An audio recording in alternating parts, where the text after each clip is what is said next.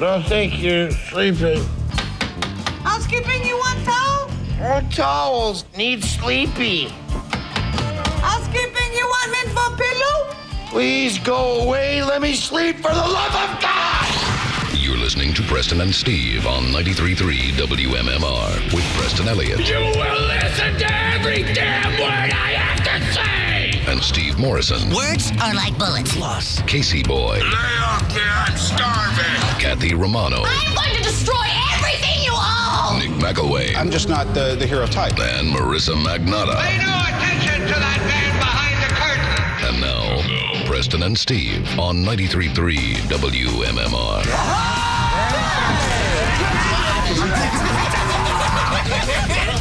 Time to get started once again, and we welcome your friend today, Monday morning, with the Preston and Steve show. Let's go ahead and dive into our weather forecast and see where we are headed today. It's going to be markedly warmer. It's going to feel a bit muggy. We have clouds for most of the day. Might see a break here and there, but as you begin your day, depending on where you are, very soupy here in Bala-Cynwyd as we speak, so you might have some big pockets of fog as we start the day, but fairly warm tomorrow. Maybe a passing morning shower, high of about 80 degrees, maybe an afternoon shower to watch out for, but nothing heavy throughout the day. We continue a warming trend Wednesday going up to 87 degrees, and then Thursday our high is going to be about 73. We're actually going to cool off shortly after that. So now, via the magic of radio, we go to Vibe Salon in Mount Laurel with a look at traffic from Kathy Romano, getting ready for Kathy's Cuts. What's up so far in traffic this morning, Kath? Are you there, Kathy?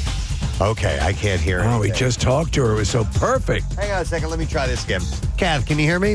Yes, can you hear Now me? we can hear you. Oh. What's happening so far this morning? Good, perfect.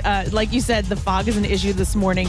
Speeds are down because of it. 295 northbound at Haddonfield, 561. There's a disabled vehicle off to the shoulder, so just watch for that passing through. And then also in Newcastle, Salem Church Road between Old Baltimore Pike and Christiana Road, that's closed for utility repairs. And then on the Schuylkill, you're moving along okay. Light volume building in the normal spots. Everything okay on 95 and the Vine as well. This traffic report brought to you by Batteries Plus. Power on this spring and summer with Batteries Plus in stores and online too. You'll find batteries for your car, RV, boat, motorcycle, golf cart, and more. Power on with Batteries Plus. Visit one of their 700 plus locations today. And that's your traffic on 93.3 WMMR. And now, Preston and Steve's news update with Kathy Romano. And it is Monday, May 6th. Good morning, Kathy. Good morning. In the news this morning, a New Jersey State Police trooper died during training on Sunday, according to state authorities. State police announced that Trooper Marcellus Bethia of Troop D at the Morristown Station has died. It happened at the New Jersey State Police headquarters in Ewing Township, Mercer County. Bethia had been with the state police for over 8 years and was a member of the 156th State Police class, according to the Post. He was training to be a part of the elite teams unit. Now, please keep Trooper Bethia in your prayers, says one of the announcements that was released on X. No further information has been released on the incident. Authorities did not state how he died, but New Jersey Governor Phil Murphy released a statement offering his condolences and said that the officer died during training at the New Jersey State Police headquarters. An investigation into the death is underway. 2 Florida teens who turned themselves into police are cooperating with investigators after viral video showing them dumping trash into the Atlantic Ocean generated outrage around the world. Florida Fish and Wildlife Commission Chairman Rodney Barreto said, "We are getting calls from all over the world on this issue, and this is just it's such a horrible act, and it's offended so many people." Did you guys see this video? Yeah, the video's so brazen, and it's not like they throw a can overboard. They're literally dumping entire garbage cans full of garbage into the water, and it's disgusting. According to the charging document, the teens are facing felony pollution charges punishable with up to $50,000 in fines and up to 5 years in prison. Barreto went on to say that the act is a complete disregard for our environment. Officials say a group of minors left a party called Boca Bash off the coast of Boca Raton. Video captured by a local content creator and later posted on YouTube shows two teens dumping garbage cans full of trash, apparently celebrating before heading back to the party. Investigators called it both a serious crime and a teachable moment. These are juveniles. We get it. I was a juvenile at one point. We're not here to ruin someone's life forever, he said. One of the teens on board who wasn't charged spoke to an ABC affiliate saying that those actions should be the consequences. He said that I feel like they deserve whatever happens because he made a really bad decision. You know what I found interesting? I was reading that story. I had it coming up in the Bizarre File later today, but in the story, these are like 15 and 16-year-olds. They actually name them in the story. I was very surprised. Yeah, they usually don't do that, especially with any situation involving minors. They usually don't name them. Yeah, I was surprised to see that. And I wonder at what age, because, you hear them say he's being charged as an adult. So, like, if they're being charged as adults, can they release their names then? I don't know. It didn't say anything about that. It was interesting. Interesting. Yep. A beached whale was spotted along the shore in Delaware on Sunday. The animal was discovered at around 11 a.m. after reportedly beaching itself near the Indian River Inlet Bridge. A representative of the Marine Education Research and Rehabilitation Institute said the whale is a subadult fin whale. The whale is roughly 50 feet in length and is extremely emaciated, which may indicate an underlying condition. Fin whales are an offshore deep-sea species and would not typically come near the shore unless they are weak. Sadly, the representative said that the whale was likely very close to dying. Kathy, any chance it was Ozempic? Officials say they attempted to get close enough to sedate the animal to ease its pain, but water levels and strong waves made it impossible to do so. They are monitoring the situation and will update the public when they get more information. So, Preston, we can only assume they're going to blow it up. It's the usual way to get rid of a beached whale. That's the way they use dynamite. Yep, make it happen. In sports this morning. Oh, hold on. I'm not ready. Hold on. Casey left the studio. Oh, no. All right. Kathy, hit it one more time. Okay, in sports this morning. Ball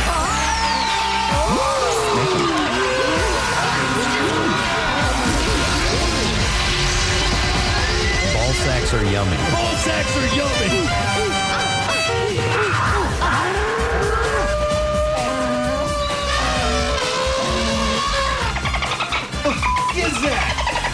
The Phillies won again, beating the San Francisco Giants 5-4 last night at the ballpark. They did it! Bryce Harper launched a 3-run home run. Alec Boehm extended his hitting streak to 18 games, and the Phils won their 5th game in a row. They did it! JT Realmuto added 3 hits for the Phils, who have won 9 of 10 and 16 of their last 19. They own the best record in the majors at 24-11, which marks their best 35-game start since 1995, and their 9 home game winning streak matches the longest in the majors this year. The series wraps up this afternoon, and Zach Wheeler will get the start. The first pitch is scheduled for 4:05. In the NBA, there was one Game 7 yesterday afternoon, and the Cavaliers beat the Orlando Magic 106-94 in Cleveland. The Cavs will play the top-seeded Boston Celtics in round 2. There was also a Game 7 in the NHL, and the Stars held on to beat the defending Stanley Cup champs, the Vegas Golden Knights, winning 2-1 last night in Dallas. The Stars will play the Colorado Avalanche in the second round. In the afternoon game, the Rangers beat the Carolina Hurricanes 4-3 in Game 1 at Madison Square Garden. Game 2 in that series is tomorrow night in New York. And on Saturday night, the Union and DC United played to a 2-2 draw down in Washington. Jack McGlynn scored on a strike in the 79th minute, and the Union rallied from a 2-goal deficit to earn a point. McGlynn's second goal of the season came after Alejandro Bedoya scored his second just before halftime. Up next for the Union is a match at home against Orlando City on Saturday at 7:30. And that's what I have for you this morning. All right, thank you very much, Kathy. If you're just tuning in and you're wondering why things sound a tad bit different, there's a little bit of ambiance, some sound in the background. It is the day for Kathy's Cut. Yes. It has finally arrived, and we have got remote broadcasts taking place. Kathy is actually at Vibe in Mount Laurel, and have the appointments already started this early, Kath? Oh my gosh, yep. We got 7 people in chairs here, 5 of them men with, the longest, most beautiful hair. One guy said he's been growing his hair out for 15 years. Wow. That many this early, that's very impressive. Nice. Yep. Everybody's ready to go. And this benefiting Wigs for Kids today. And I'll be here in Mount Laurel at Vibe for a little while. Oh, NBC 10 is here as well. So if you want to get a look at what's going on here, you can turn on the news station. But I'll be here for a little while. And then I'm going to head over to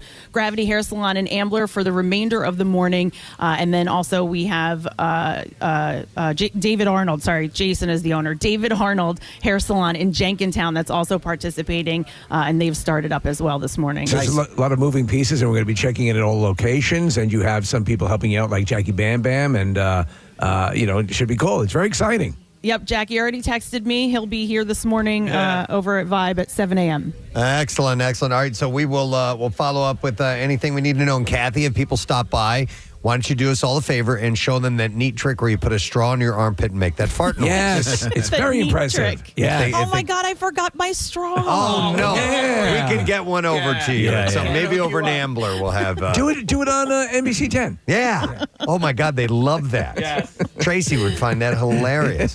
All right, we'll check back in a bit, Kathy. So we have her there all morning long. Like I said, Jackie's going to be stopping by Vibe as well. And then I believe Aaron from our promotions department is going to be at Jenkintown. So we have people to check in throughout the day, and we'll meet the people that are getting their hair cut and all the things that are taking place.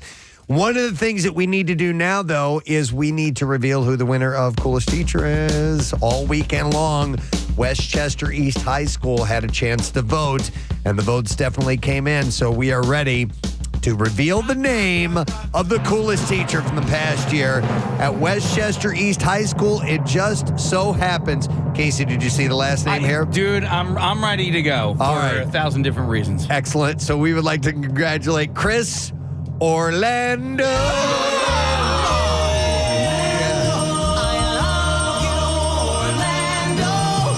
Mr. Orlando is the band teacher at Westchester East. Yeah. I think Chris Orlando was an intern at Y100. Shut up. Well, maybe we'll find out. We're Hopefully gonna he'll find call this in, out. yeah. I hope so. Well, congratulations to Chris Orlando, the band teacher at Westchester East High School, coolest teacher of the year.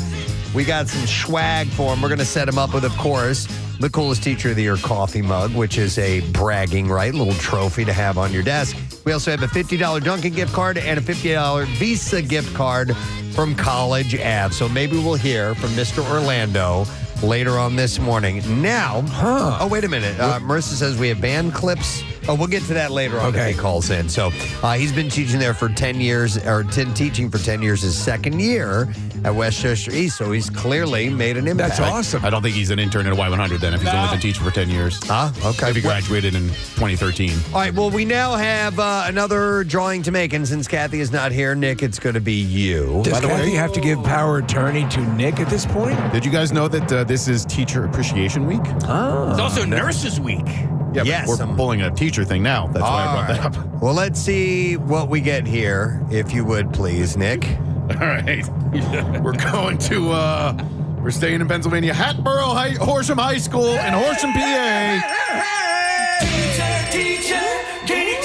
Hatboro Horsham High School in Horsham, Pennsylvania. We now put it to you to let us know who you think the coolest teacher last year has been. It's very simple. You just text word teacher to 39333. Not the person's name, nothing else. Just text word teacher to 39333, and then we will send you a link, and that's where you enter in the teacher's name. So it's amazing. You go to Hatboro Horsham High School. Make sure you let the staff know that this is taking place, or if you know someone who's a student there or anything, make sure you just reach out, because we'd love for them to put the word out at the school, and then we'll find out tomorrow morning. You get 24 hours to place your vote, and then we will see who our winner is. So thank you so much to everybody who participates in Coolest Teacher of the Year. We have got are we done with Good Money yet? No. Oh, because it doesn't say it up here. All right, Good Money we have your chance to win coming up first. I just want to make sure I didn't mess it up. No, You're good, between you're good. Teacher Appreciation, Nurse Appreciation, also Falafel Appreciation Week, we need to find out everything that's going on. Kathy's cuts and all this Yeah. stuff. So anyhow, we are going to get that rolling at 8 a.m. We'll have your first shot at winning $1,000. Of course, we do it 5 times throughout the day here on MMR. So we'll take a quick break, come back in a second, the entertainment report and all that stuff. When we get back, stay put.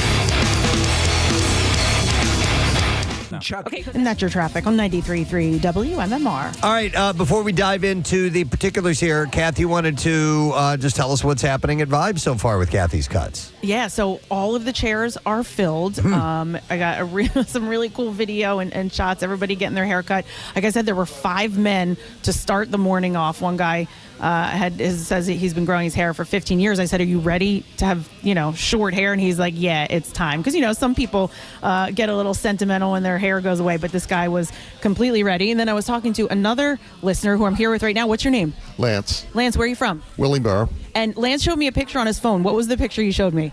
The big banner they had at the zoo thing, like 1994.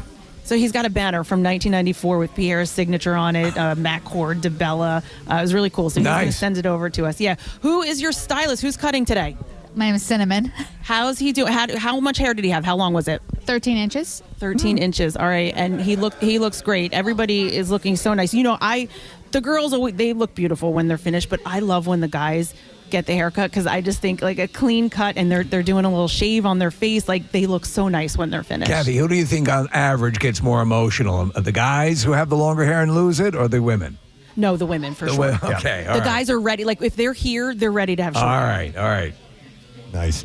All right, so Kath, you're there for how much longer? So I'm gonna wrap up, hang out here for a little bit. But I think next time I talk to you, I'll be over in Ambler if I ever get there. I'm gonna be sitting in traffic. If you want to check in with me while I'm sitting in this traffic to get to Ambler, you can do that, sir. Yes. All right, and of course, Jackie Bam Bam is going to be taking your place in a little while. All right, Kathy Romano, c'est la vie. Head with hair. She is. It's her morning. She's going to be bopping around like crazy for this. So we'll check back in a little bit with her and of course Jackie throughout the morning. So hopefully you are part of Kathy's Cuts. Now, with that, we have another caller, somebody who's on our Xfinity mobile guest line, and I believe it is our coolest teacher from Westchester East, and we made the announcement just a little while ago, so we are happy to welcome Mr. Chris Orlando to the show this morning. Hey, Chris, how you doing, man? Good morning. How are you? We're great. Congratulations. Thank you. Hey, by the way, you've only been at, did a little bit of digging on you. You've only been at Westchester East for a couple of years, so you've obviously made a pretty solid impact in a couple of years. I guess so. The students in the community are awesome. My 11th year teaching, my second year here, and it's an awesome place to be. I love it. Good for you. I was a band kid. I spent a lot of time in the music department of my high school, so that was kind of my home away from home. So having a good teacher obviously was a very important thing. And so they're digging on you. What's been exciting this year at the school? Oh man, everything's getting just like a little bit bigger. We just did our one spring concert coming up. The next thing. We have a jazz concert where we're going to be featuring a guest professor from Temple University's jazz department. So we're going to have our middle school and high school jazz bands all performing at. Nice. And Excellent. most recently, music is thriving in our district where through all three of our high schools, we combined for a orchestra and choir piece. Song had 7 movements. Each movement was a different language. So the arts are thriving in the Westchester Area School District. Love it. So does that mean you're getting resources? Because a lot of times, a lot of these music programs will get sort of shunted to the side. And are you guys getting what you need? Oh, yeah, for sure. I mean, the community, everything top to bottom is just really supportive of the arts as a whole. Excellent. Nice. And you planning anything special for the summer, or is that you're going to hold off and wait until you get everything and work done? Oh, yeah. Summer means marching band starts. Oh, marching band right. and Preston cleaning out spit valves. I'm sure. There's a lot, man. The amount of dents and spit that will be. It's so much fun. Yeah, there's a lot. There's more bodily fluids in band than people realize. Hey, every confidence there is. Around. Yeah. Excellent. Well, listen, Christopher, on behalf of the students, they want to give you a prize, so we are going to set you up. It's a little memento. The Preston and Steve Coolest Teacher of the Year coffee mug. We're going to give that to you. We're also going to give you a $50 gift card from Dunkin' and a $50 Visa gift card from College Ave, just as a thank you. And this is from the students, all right? That's awesome. I've been listening on my morning commute for years and been waiting for a chance to get this coffee mug. Well, you nailed it. You nailed it. You got it. Congratulations, Chris. We're really happy for you, bud. Have yourself a great week, okay? Thank you. All right, you got it. There you go. Another There cool we teacher. go. Very nice. And so, Mr. Orlando joins the hallowed halls of the coolest teachers, and now we put it out to Hatboro Horsham High School in Horsham, PA. And all you have to do is text the word teacher to 39333, and you can get your teacher in the running. I wonder if there's that. any confluence of these two things, Preston, if one of our teachers might be going in late today because they have long hair and are Kathy's cuts. Maybe. What are the odds? Maybe. Oh, wait. And then Marissa had a clip of the band. Yep. I can't not play something. She went and got it. So this was from Westchester East.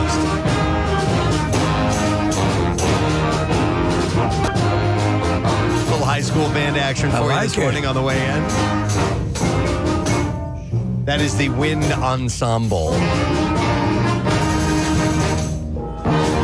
Ta-da! Would you say in your years of band, well, I don't know if you'd agree with this, but I think that if you have any sort of musical training, that it will help you with everything else that you're doing in school as far as studies and commitment and all that stuff. Am I right or am I just talking out my gaping butt? Well, Steve, it certainly helped with my grades because I failed everything else except That's for why band. I was wondering whether you would stick with that. I would have, I would have not walked in graduation had it not been for my band classes.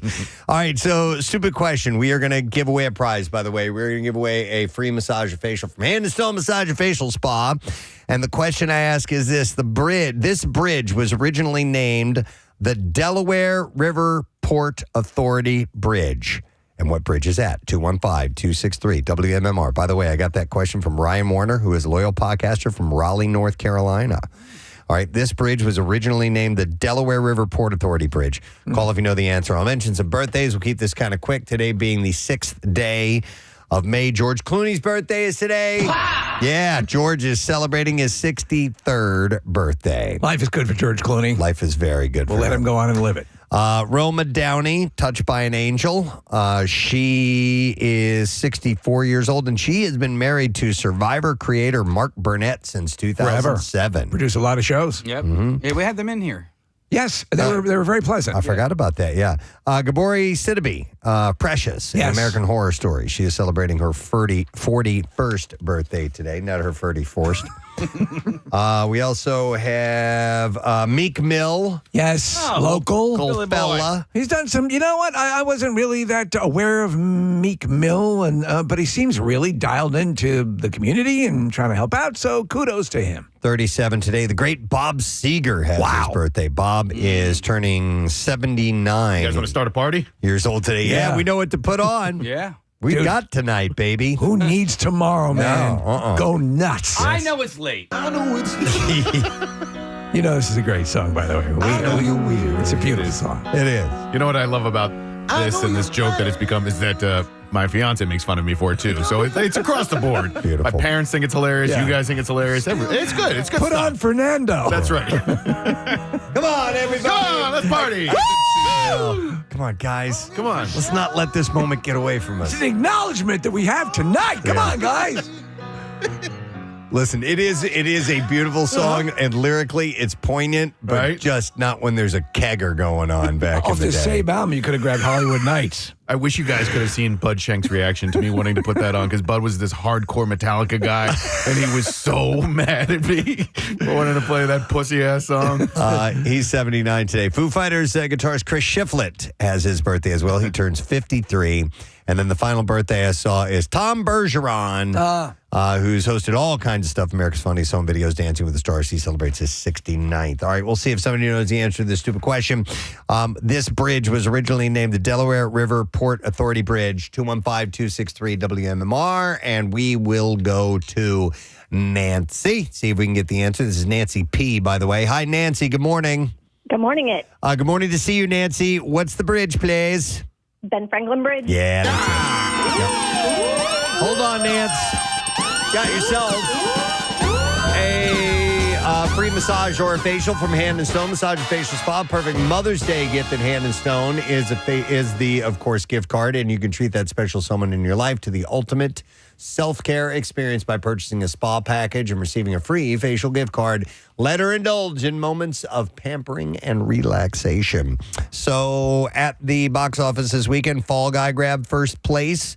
with $28.5 million. While good enough for first place, apparently it was a disappointing start for a movie that had a lot of positive press and a budget rumored to be up to $150 million. It was followed up in second place by the re-release of Star Wars The Phantom Menace. Yes. That made $8.1 million, followed by Challengers at fourth. Challengers were third. Terror was fourth.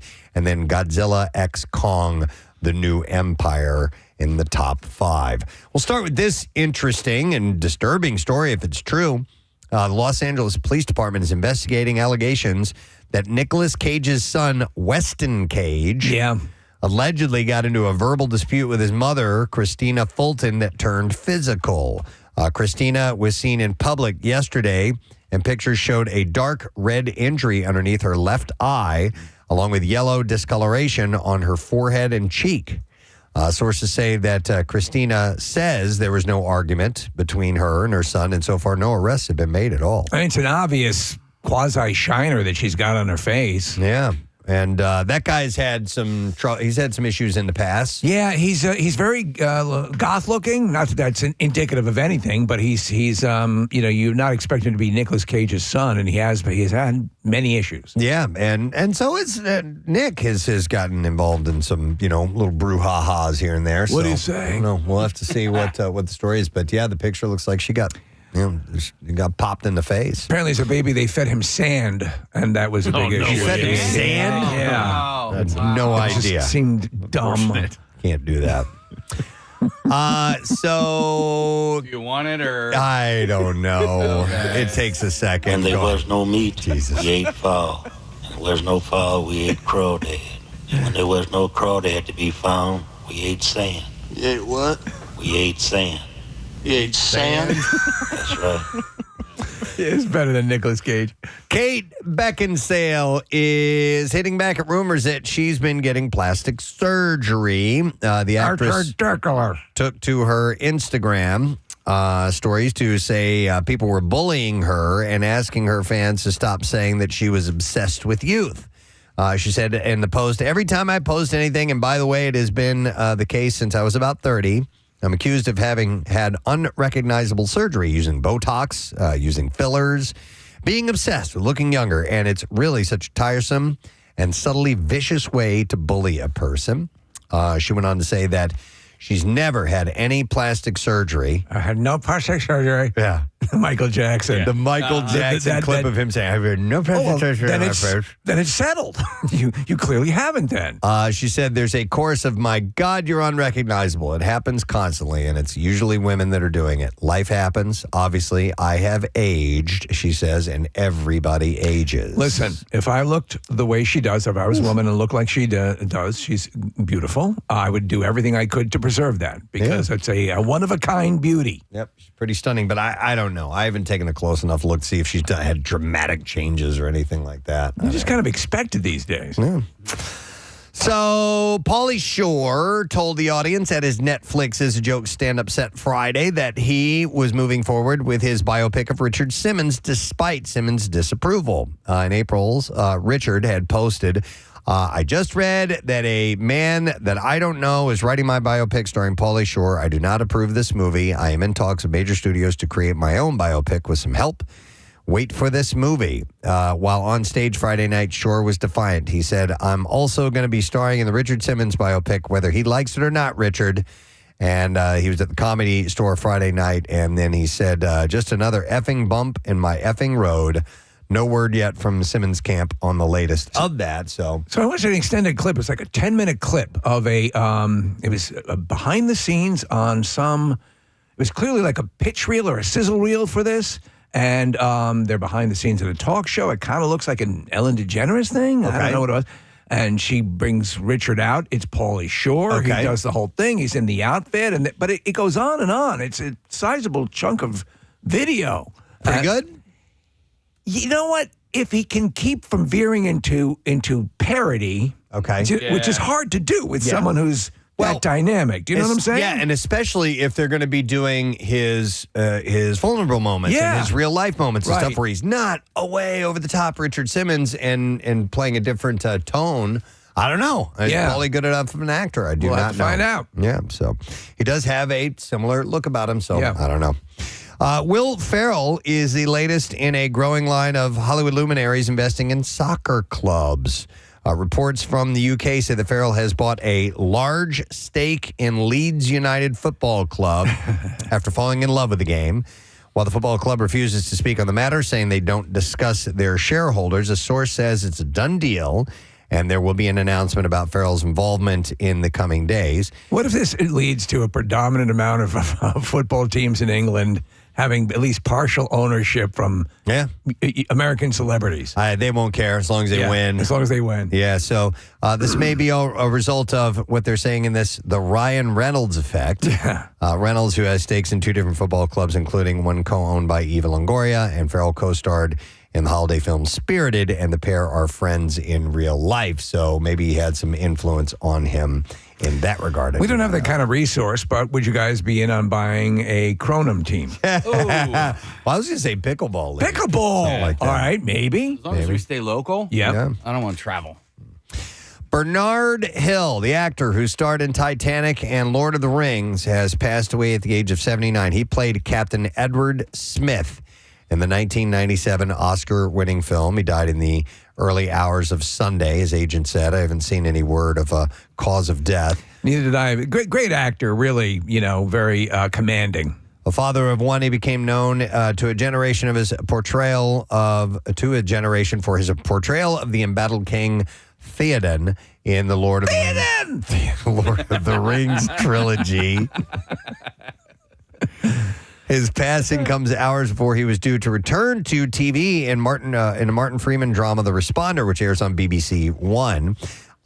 In Titanic, he played the captain of the infamous vessel on what would be its maiden and only voyage across the Atlantic before going down with the ship after it hit an iceberg. So the cameraman was supposed to, there was a rumor that he was going to call an audible and change the character a little bit to Captain Edward Scissorhands. Oh, and they thought, really? That would be a little too much. Honestly, it would distract from the main plot. So This would be a waste of time.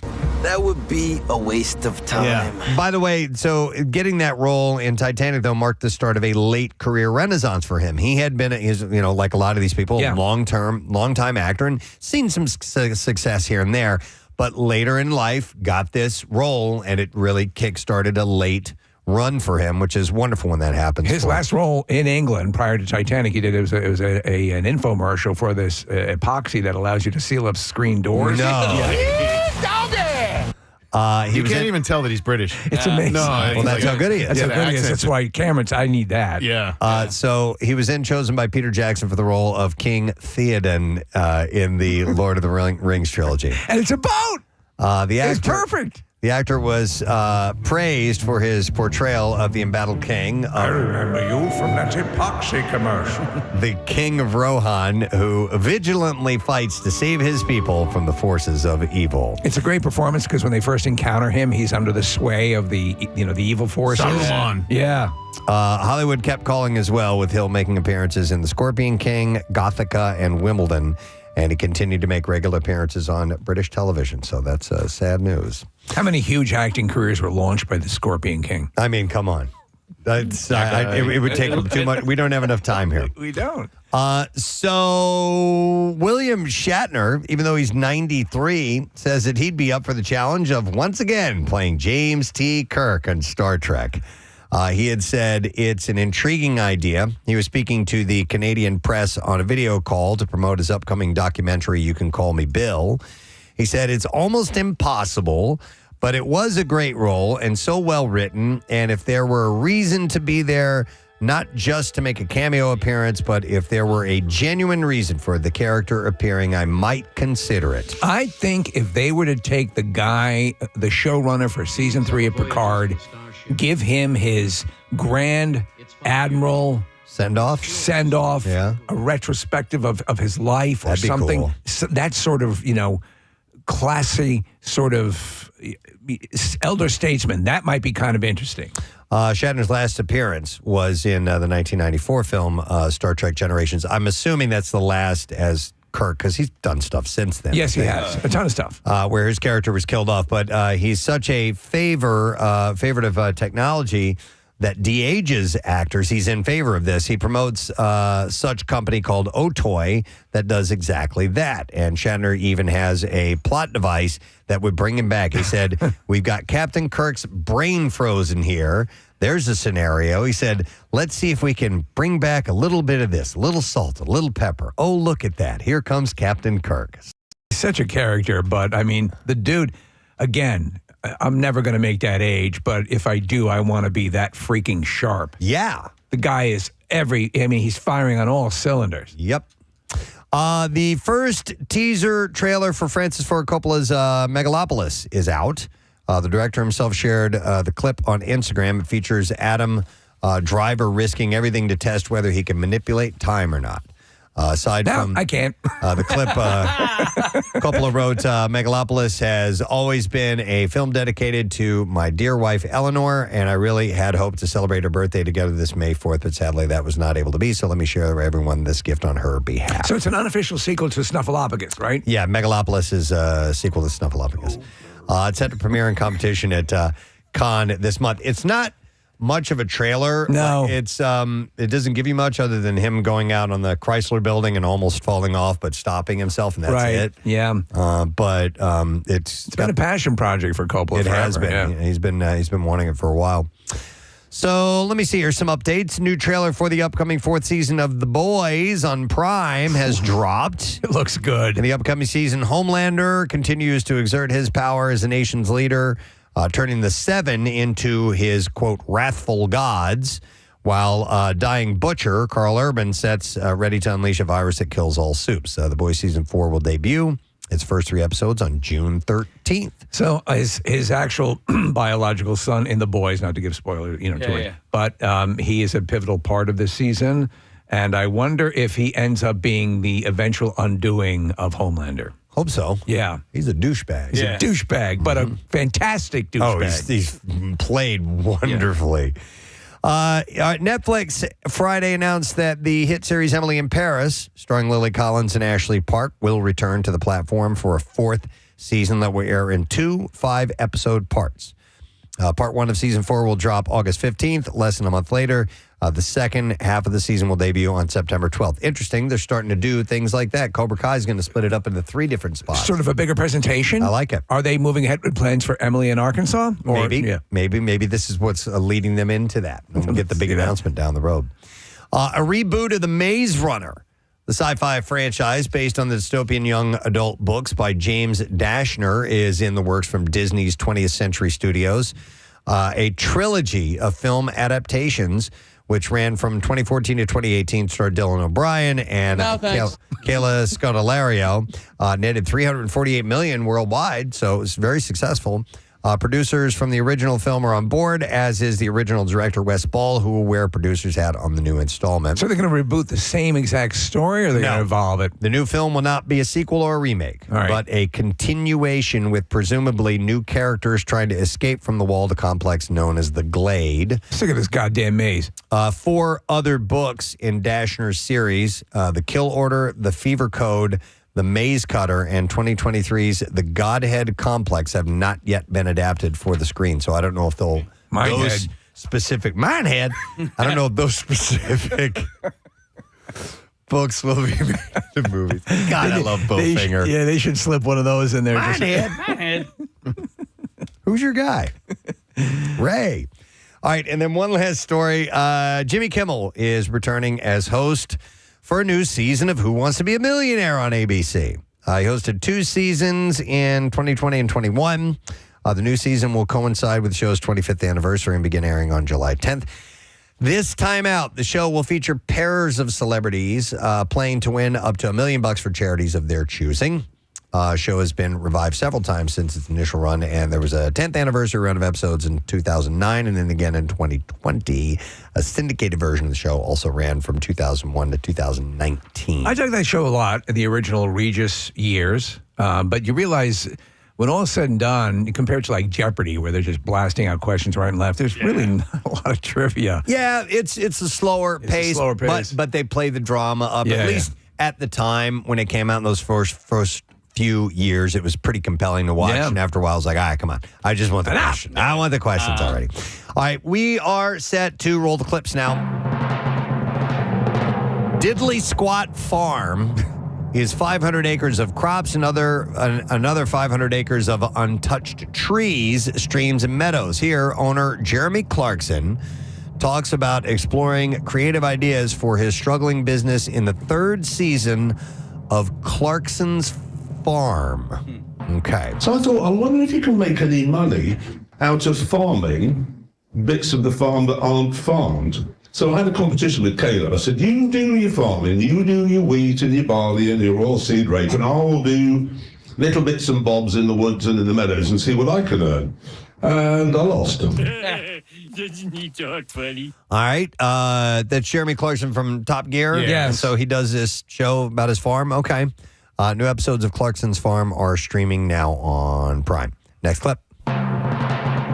Chris Pine. We're just talking about Captain Kirk. Doesn't just star in Pool Man.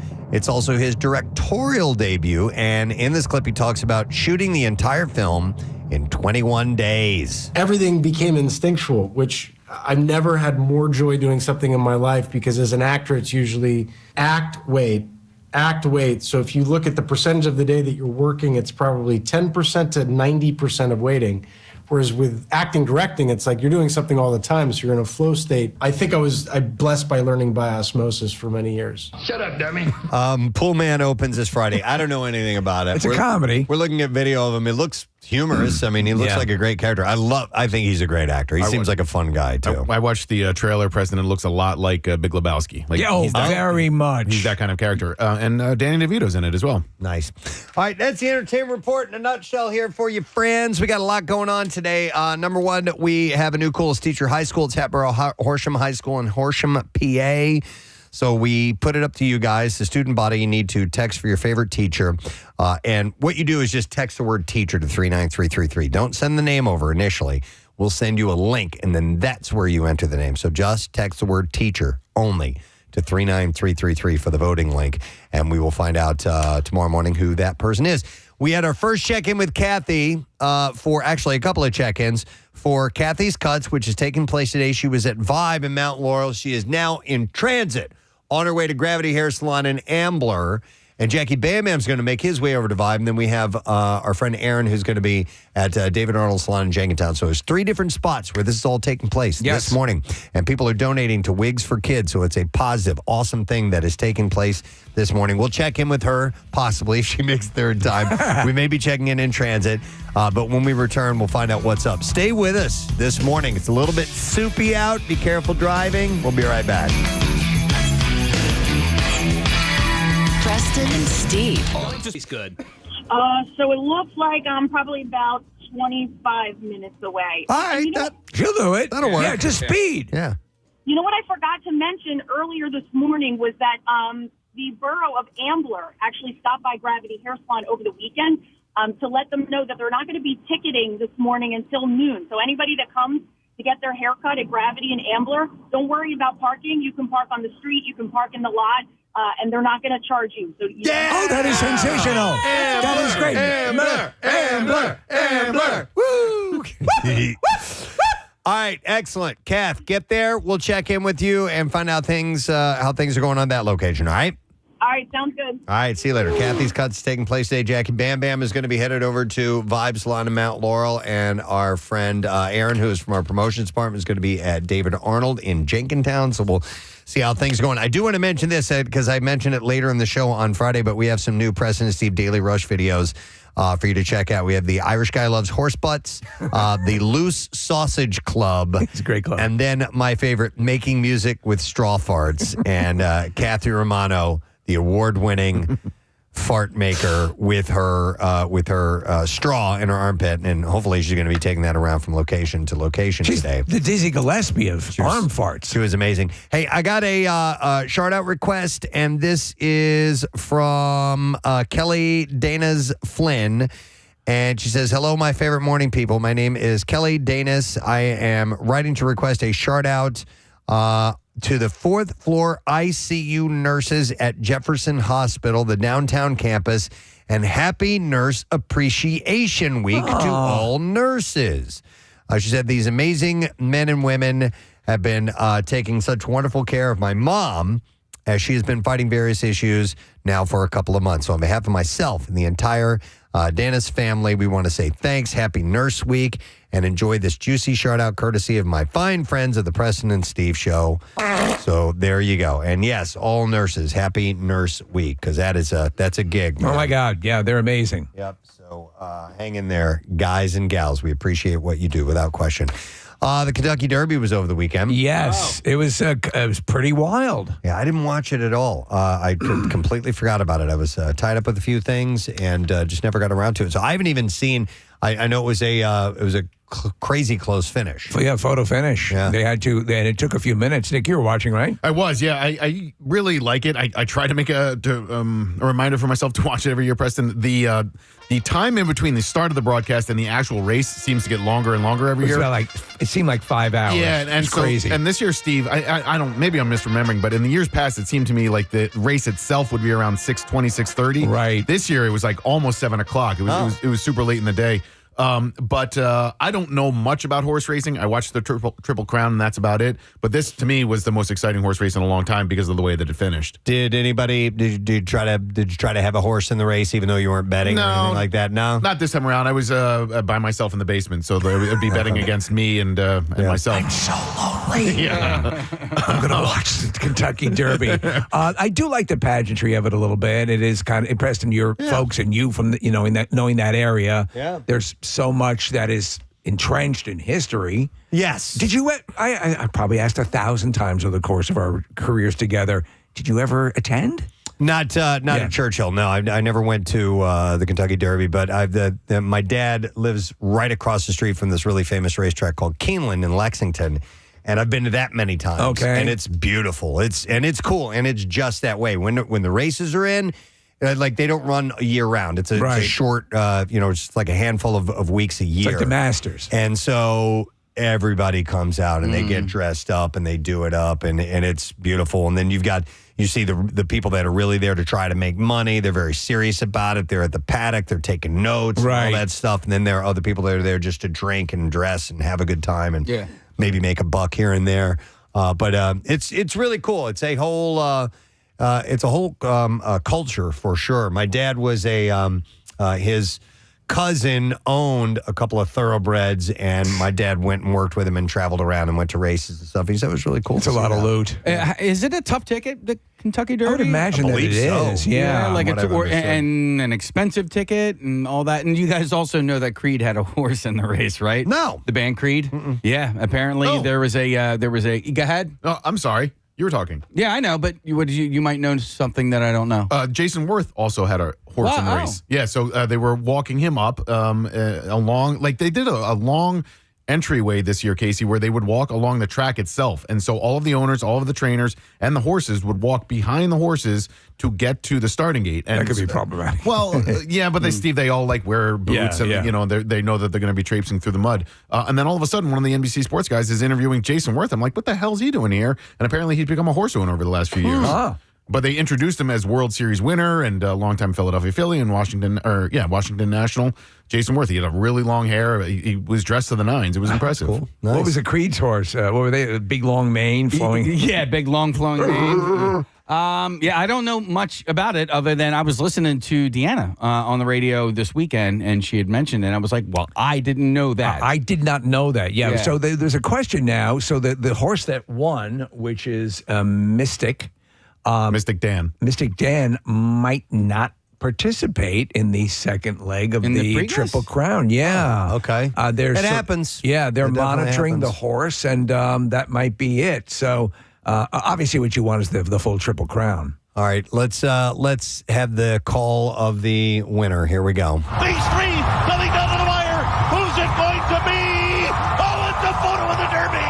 Oh, it's a photo. Was it Mystic Dan? or was it Sierra Leone? Forever Young was between them, catching freedom, finished fourth, a photo finish to decide the 150th Kentucky Derby. So it was 3 abreast as they came across. Yeah. And, they had to go to the photo finish. I thought I was not going to be able to watch it for the first time in forever. I have always watched it. I'll go to the turf club or to like Harris or whatever, or like Parks. You go up to Parks. Or Nick's basement. No. Just to, listen, I'm going to make a $10 with Superfecta, you know what I mean? Like, and I do it every single year. And this past year, just for one reason or another, wasn't able to do it. And I didn't think I was going to. And then I went to go pick up some pizza on Saturday night, and the pizza was not ready. And I looked up into the upper little area of where the pizza place was, and they were playing the Kentucky Derby. And so I just happened upon it. Okay. You know what I mean? Like, I wasn't going to. It does happen. And in the time that I had to go wait for my pizza, I walked upstairs, I watched the Kentucky Derby. I'm like, all right, well, what do you call it? Chihuahua? No, I can't. Okay. I'm having a hard time thinking of the word. It's such an easy word to think Describe it. Describe what the thing is you're trying to. That's the problem, is I can't even come up with other words to describe it. It's that amazing. My, like a chain that hasn't, like the link has not been broken. What is the word? The chain of a link that has not been unbroken. I basically just said that. My link? My chain of consecutive Kentucky Derbies being watched has not been broken. All right. Streak. God damn it! Why was that word so hard to think of? Sometimes words are hard. Oh, my God. Thankfully, we don't rely on them in our business. No, not at all. So, yeah. But all right, well, it's come and gone, and we'll see. Yeah, if this horse ends up going on to the next leg into the Preakness. And I wonder how much contesting can go on. I mean, I didn't hear anything about the other horse, if they can file, if they can, how long. Because you figure this is a big ticket thing here. I feel like there needs to be a rule, right? Like, unless, like a jump ball? No, and medically you're unable to, you know what I mean? Like, if you are going to enter into the Kentucky Derby, you have to, and you win, you have to race into Preakness. Unless for some reason, like, health-wise, it would be unadvisable. Yeah, and sometimes that absolutely happens. Yeah, so. All right, well, anyhow, there's the Kentucky Derby. Hope you enjoyed it. I did notice some things. I know this is last second. I apologize. I noticed. Ladies and gentlemen, last second noticer. We didn't notice he was going to do this. I did notice this. Down an empty alleyway. Across the field. Empty field. You notice the new effect? Yeah, I did. Rodney fixed it a little bit. I kind of like it. Yeah. The noticer. All right, so tonight there's a lot of big events you'd see at the Kentucky Derby over the weekend. Tonight we have Kathy's Cuts today. Tonight is the Met Gala. The famous Met Gala, which is the height of pomposity. It's the first Monday in May, and the A-listers make their way to the Metropolitan Museum of Art wearing glamorous outfits. But what happens inside is notoriously secretive. The members of the Loose Sausage Club. So I do have some of the rules that rules. attendees have to follow, just like the Loose Sausage Club. These are Anna Wintour decrees? Yeah, correct. Well, she's been the co-chair since 1995. Right. And yes, they discourage anyone from sharing what goes on. You must never share your sausage at the annual event. So. It must always be loose in a bag around your left shoulder. The left shoulder? Yeah. It's just to indicate that you're a member of the club. Yeah. I just love how people lose their minds over what people were wearing at the Met Gala, as if like they haven't, there's been costume parties, there's been Met Galas, and people absolutely lose their minds. They're like, she's wearing total chrome. Do you remember what the big story last year was? I'm sure you do. What was all the talk of the Met Gala? It involved Kim Kardashian. The dress. The Marilyn Monroe dress. Yeah. And supposedly maybe tore it a little bit or something. Yeah, so. All right, so here are the rules. All right. The Met Gala. Number one, you have to be invited. I know that helps. Sense. Yeah. You need an invitation, and just because you made the list 1 year does not mean you'll be invited back. The A-list guest list is kept under wraps until the night before. Oh, go to hell. But some of the celebs are regulars, including Beyonce, Kim Kardashian, Blake Lively, Gigi Hadid, and Rihanna. You have to pay for a ticket. It's not a free event. It is a charity event, is it not? I believe so. It's a fundraiser. And it is not cheap. Time Magazine reports an individual ticket. Anybody want to guess on what an individual ticket might cost you? All right, I'll take a guess. Okay. $3,500. All right, anybody else? $2,000. Yeah. $2,000. 5. $75,000. Jesus Christ. For a ticket? $75,000. And a table starts at $350,000. So it ain't. It ain't an itty What if bitty you thing. go and you don't get the table, just the chairs? Then that is $300,000. You're just sitting around in a circle. You sit on the Like ground. an AA It's like an AA meeting. So there's a dress code, obviously, and you have to follow it. The Smart dress casual, right? No, the dress code is the Garden of Time. It's the theme. Inspired by J.G. Ballard's 1962 short story of the same name. Celebs and designers get creative with the impressive interpretations of that theme. Sometimes they're literal, sometimes more avant-garde. The outfit that you wear has to be approved. Now, who approves it? Is there a council or is it Anna Wintour herself? I believe it's Anna Wintour. Or she probably has people that report to her about what they've seen. Do you know the big controversy this year is that Lauren Sanchez, who is the fiancée of Jeff Bezos, Anna Wintour does not like the way she dresses and thinks it's very obvious and borderline, without saying slutty, but and she was like Lauren Sanchez wears a lot of see-through stuff. So the word is that she's trying to get. Because he's the richest guy on the planet. You got to finesse this one and make sure she shows up in something acceptable. So that's a big thing right now. So she's trying to suggest? I think there's been no verification of how she's going about this, but you've got to tread lightly. At the Met Gala, you're not allowed to use your phone inside. Strict. Can you use a landline? No phone policy at the event.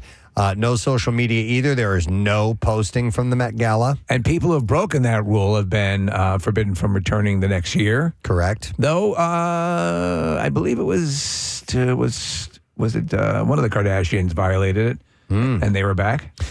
No smoking. The Metropolitan Museum has a rule of its own, including no smoking or vaping. Attendees have to sit in assigned seats. Expert party planner Edie Kiernan creates the seating chart, and there's no table hopping allowed either. So you got to stay at which you spent $350,000 on. Yeah. You have to stay at your table and where you were told to sit. I'm going to take the goddamn table when the evening is over and say, F the centerpiece. I'm taking everything. And it's an 18 or older event as well. Oh, I didn't know that. Yeah. 18 and older. Okay. I would think it'd be a 21 and older event, but no, apparently it's 18 and older event. So, yeah, those are the specific rules about being at the Met Gala. So I assume they get like party bags or things of that nature, like the gift bag at the Oscars. I'm wondering, but it's charity, so maybe not. Maybe just it's legit. Tiny little chassis. Maybe you get the little rubber wristbands. Yeah, right. Yeah, it says Right. Met Gala. Right, yeah. Man, $75,000. I know. Per person. Yeah, that's got to be charity. And you have to be invited. What happens a lot of times is that other companies, like movie companies, or they'll put up the tickets for their clients. Yeah. And so they will gift them with the tickets to the Met Gala. Right. So that's part of the deal. God, that's a lot of money. It is a lot. They better have some damn good pigs in the blanket. All right. Of all these opulent parties, yes, which one would you want to go to? This one. No. Yeah. I despise this. Like an Oscars after party. Yeah, Oscars like the after Governor's Ball. Yeah. Or maybe the the Kennedy Center honors? You mean stuff like that? Yeah, something like that. Or the White House Correspondents' Dinner. Or the White Horse RV. White Horse RV Center. You can do that. Blackwood, New Jersey. Yeah, that's a good question, Case. I would have to see a list of them to choose from. And what do you get? I can't think of anyone's off the top. What's your exposure like? Who are you going to meet? I think at the Governor's Ball, you're probably going to be knee deep in celebrities. Mm-hmm. The Golden Globes looks like fun, and they get champagne. And you can toss a few back. I'd like to go to the Big Dill Pickle Festival. Yes. Yeah. I know somebody. You're an honoree there, are you not? I'm supposedly, yeah.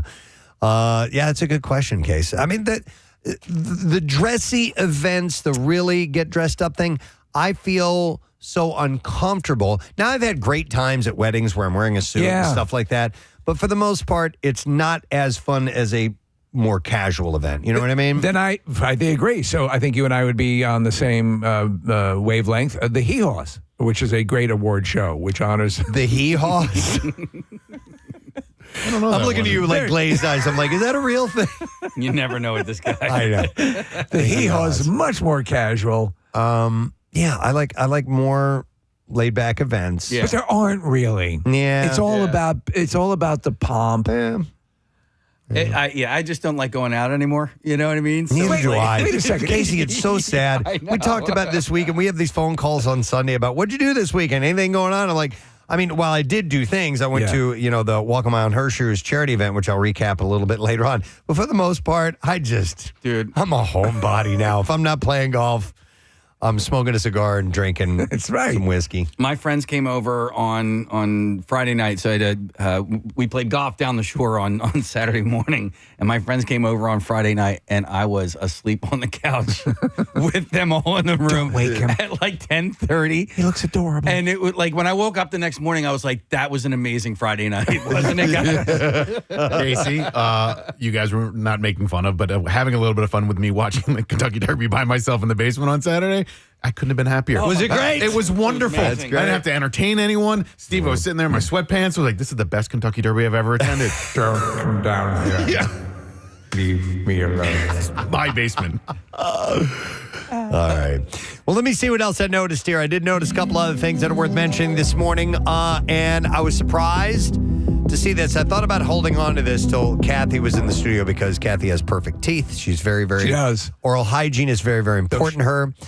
But according to Dr. Edmund Hewlett, who is a professor at the UCLA School of Dentistry and a consumer advisor to the American Dental Association, when brushing your teeth, and I would imagine everybody does this, I certainly do it, after you brush your teeth, you rinse your mouth out. Yes, of course. Well, Dr. Edmund is saying you probably shouldn't do that. Dr. Edmund's a lunatic. That you should leave a little bit in your mouth, and the fluoride will work a little longer. Same for porn. They say leave a little in your mouth. I would say when you're done. What I do after I brush my teeth is I use mouthwash, Mm-hmm. and then I will keep the mouthwash in my mouth for a little while. But I don't think mouthwash has fluoride. Mine in does. It. Does it? Okay, Yes, with then, fluoride, then yeah. you should be good. So yeah, and they also recommend that you floss before brushing your teeth. That's how I do it. Okay. Yeah. All right, good. Then you're doing it right, Nick. I've thought about switching that up. I always floss last, but I assume it is... Do you wipe, floss, wipe, brush? Wipe, flush. Santa's. So, no, anyhow, but you use the floss first, and it will get all the little bits out before you can get the toothpaste in there to do its job. Also, far more often than not, whenever I floss, there's a little bit of bleeding because I probably haven't flossed nearly frequently enough. So when that happens, and then I do a little Steve's either mouthwash or brushing teeth or both, the blood's gone. Do you know what I use? So I have my little water pick and you like it? toothbrushing. So it's the combo of everything. I do like it. Yeah. Though there is this cool new thing that I've seen that is a it's cool. I don't know if it looks cool, but it's sort of. I'm going to try to explain it. It almost looks like a staple that you actually goes behind your teeth and in front of your teeth, and you move it along, and it's brushing both sides at the same time. So it's got brushes. What? Oh, it's just That's a around your toothbrush teeth? or a flosser?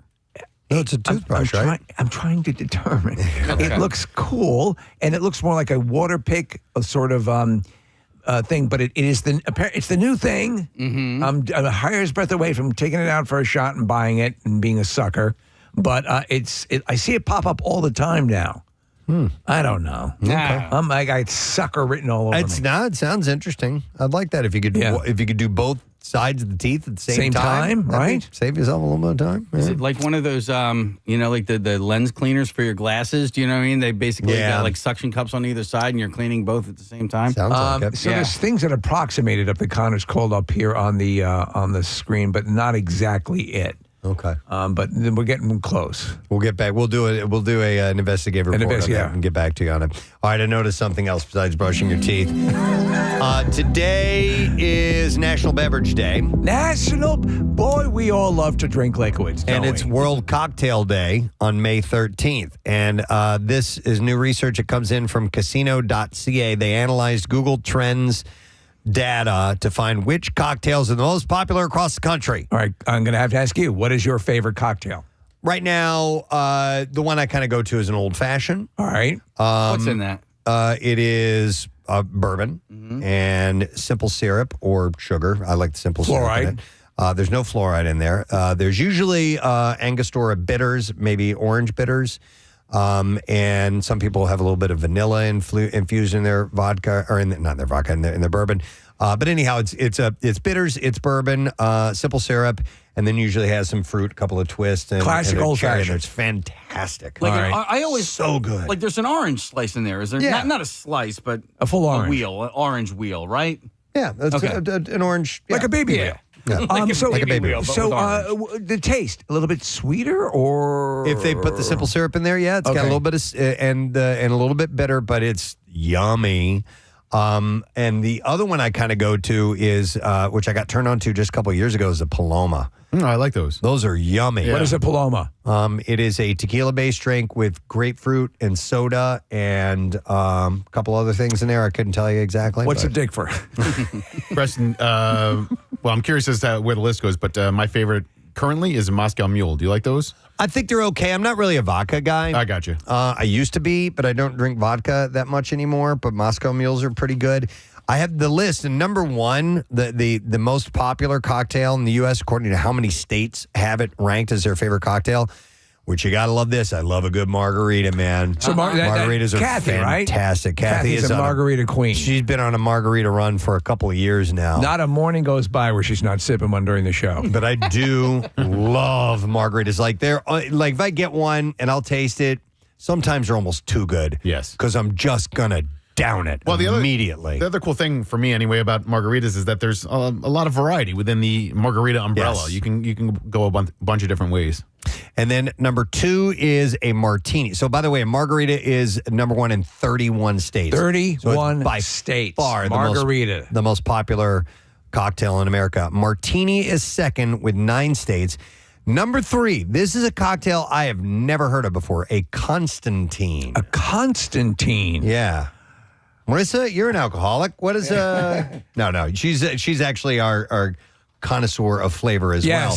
But you ever heard of the Chinese laundry, right? You ever heard of a Constantine? I've heard of many a cocktail. I've never heard of a Constantine. So does it have paranormal aspects to it, like the comic book character? No, it's a gin-based drink. It's got gin and bitters, and it almost sounds like a gin-based old fashioned, to be honest, but apparently it's fairly popular, so I don't know. Yeah, the internet is saying it's a variation of a Martinez, which I've never heard of. Never heard of a Martinez either, yeah. What the hell is that? I'll try it out this weekend, let you guys know. Thank you. Number 4 is a mojito. Number 5, the pina colada. And number 6, the Bloody Mary. And keep in mind, these are which states find them to be most popular, because I don't see an old-fashioned on there anywhere, and I see people drinking them all the time. My mother's favorite cocktail was a grasshopper. Okay. Oh, yeah. Yes. Like cream de menthe? Should have a grasshopper, yes. Yep. Hang on. The drink that all the golfers drink, what is that, transfusion? Transfusion. Okay. Yeah. And what is that? That's a vodka-based drink. I don't know. It's kind of fruity and vodka, if I remember, but I never really drink it. I don't drink and play golf at the same time. No, it's dangerous. I do not. Preston, you ever heard of a Kentucky Mule? No. It's a Moscow Mule with bourbon. Yum. Yeah, so maybe try that. What I like about the Moscow Mule, Steve, is that they're usually served in a copper container, like a frozen or a cold copper cup, and I don't know, there's something delicious and refreshing about them. So as I've said many times, I don't drink, but I find all of this fascinating. I find mixology fascinating. I find these drinks and the people. I always I'll think of the movie characters and what drinks they've preferred. Right. You know, like a White Russian was the Big Lebowski, right? That was his, It is definitely an art, mixology. Yeah. Like, I can't do it. I can make basic cocktails, but there are people that, you know, my buddy Will, his son was a mixologist, and he would make stuff for us, and we'd be like, "Oh, what did you do to this?" Yeah, it's crazy, but it's a skill without question. So, and a good Bloody Mary Man, when you find one of those, that's a pretty magical moment, too. One. Only one? I can't do more than one Bloody Mary. Oh, Does yeah. it weigh you out? Yeah. They're too heavy. They're just Steve. It's like drinking 4 gallons of tomato soup. You get a little bit of heartburn. One of them is freaking delicious. After that, I get a little. It's too much for me. What about chunky? Can you deal with a chunky Bloody Mary? No. Yeah. I don't like clamatos. I don't like extra stuff in my. Sometimes you get a Bloody Mary and they'll put everything but the kitchen sink in there, and there's shrimp and 4 kinds of olives and whatever. I'm just like, just give me a straight Bloody Mary. You dumb bitch. Well, today Dumb bitch. she's not here. Come on, man. Today is National Beverage Day, and it's World Cocktail Day on May 13th. So just thought I would pass that information on. Hey, I noticed there's a phone call that I want to go to, and this is the last thing I'm noticing because we got to take a break and we got to come back and do a bunch of other things. But Vince just got his hair cut at David Arnold for Kathy's Cuts. Hey, Vince, how you doing, man? I'm doing good. Can you hear me? Yeah, I can hear you, bud. Hey, Vince, have we spoke to you before in the past? Yeah. I thought so, because you've been involved with this event before, right? Yeah, I think this is my 4th time. Fourth time, you hair-growing, wonderful man. Well, now, it takes a long time to grow it that long. So how much did you get chopped off today? 13 inches I gave him. 13 inches. Phenomenal. That is cool. And describe your hairstyle now. Did you go with kind of a basic, Yeah, nice and short. I told him take it all the way back to where I started. All right, wow, man. How long did it take for you to grow that 13 inches out since the last 2? Well, I had a couple haircuts during COVID, and then I guess early 21 I stopped getting my haircut. So. Wow. That's how long it takes, man. That's a hell of a sacrifice. Yeah. You let that thing go. You got used to it. Now you're going to go it right back out again? Yeah, I don't know right away, but next time I'll probably just grow it for myself. All right. I got you, bud. 'Cause it might be gray later. Yeah. It might be gray. Yeah, and sometimes they don't gray. accept the gray. Yeah. Excellent. Vince, thank you for your sacrifice, brother. Yep. Anyway, the place is great over there. The people are nice. Your crew was nice there. Aaron and Caitlin, I believe their names was. And Jason there. But, I think I was the 3rd one today to get a cut. We appreciate it, man, and supporting this, and I'm sure Kathy would say likewise. She's all over the place today, but we'll pass along your message.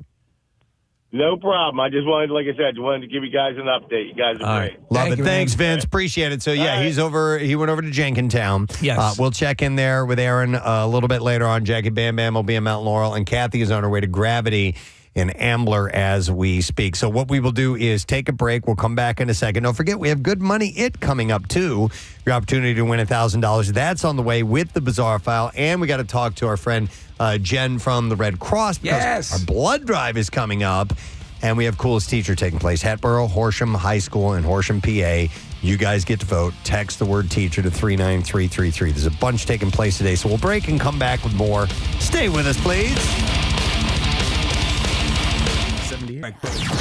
It's time for a Good Money It keyword. All right, the word is grin, Grin. And you have until 15 minutes after the hour to enter that. 3 ways to do it. WMMR.com, the MMR app, or you can text it to the special contest short code number, which is 45911. One random entry wins $1,000 in our company-wide contest. Each winner will get a call from Beasley. Make sure you answer your phone. Contest rules at WMMR.com. And it's brought to you by McLaughlin Plumbing, Heating, and Cooling. So the word again is grin, Grin. Make sure that you enter that right now. So we're going to take a look at traffic. Kathy Romano has now made her way to Gravity Hair Salon in Ambler.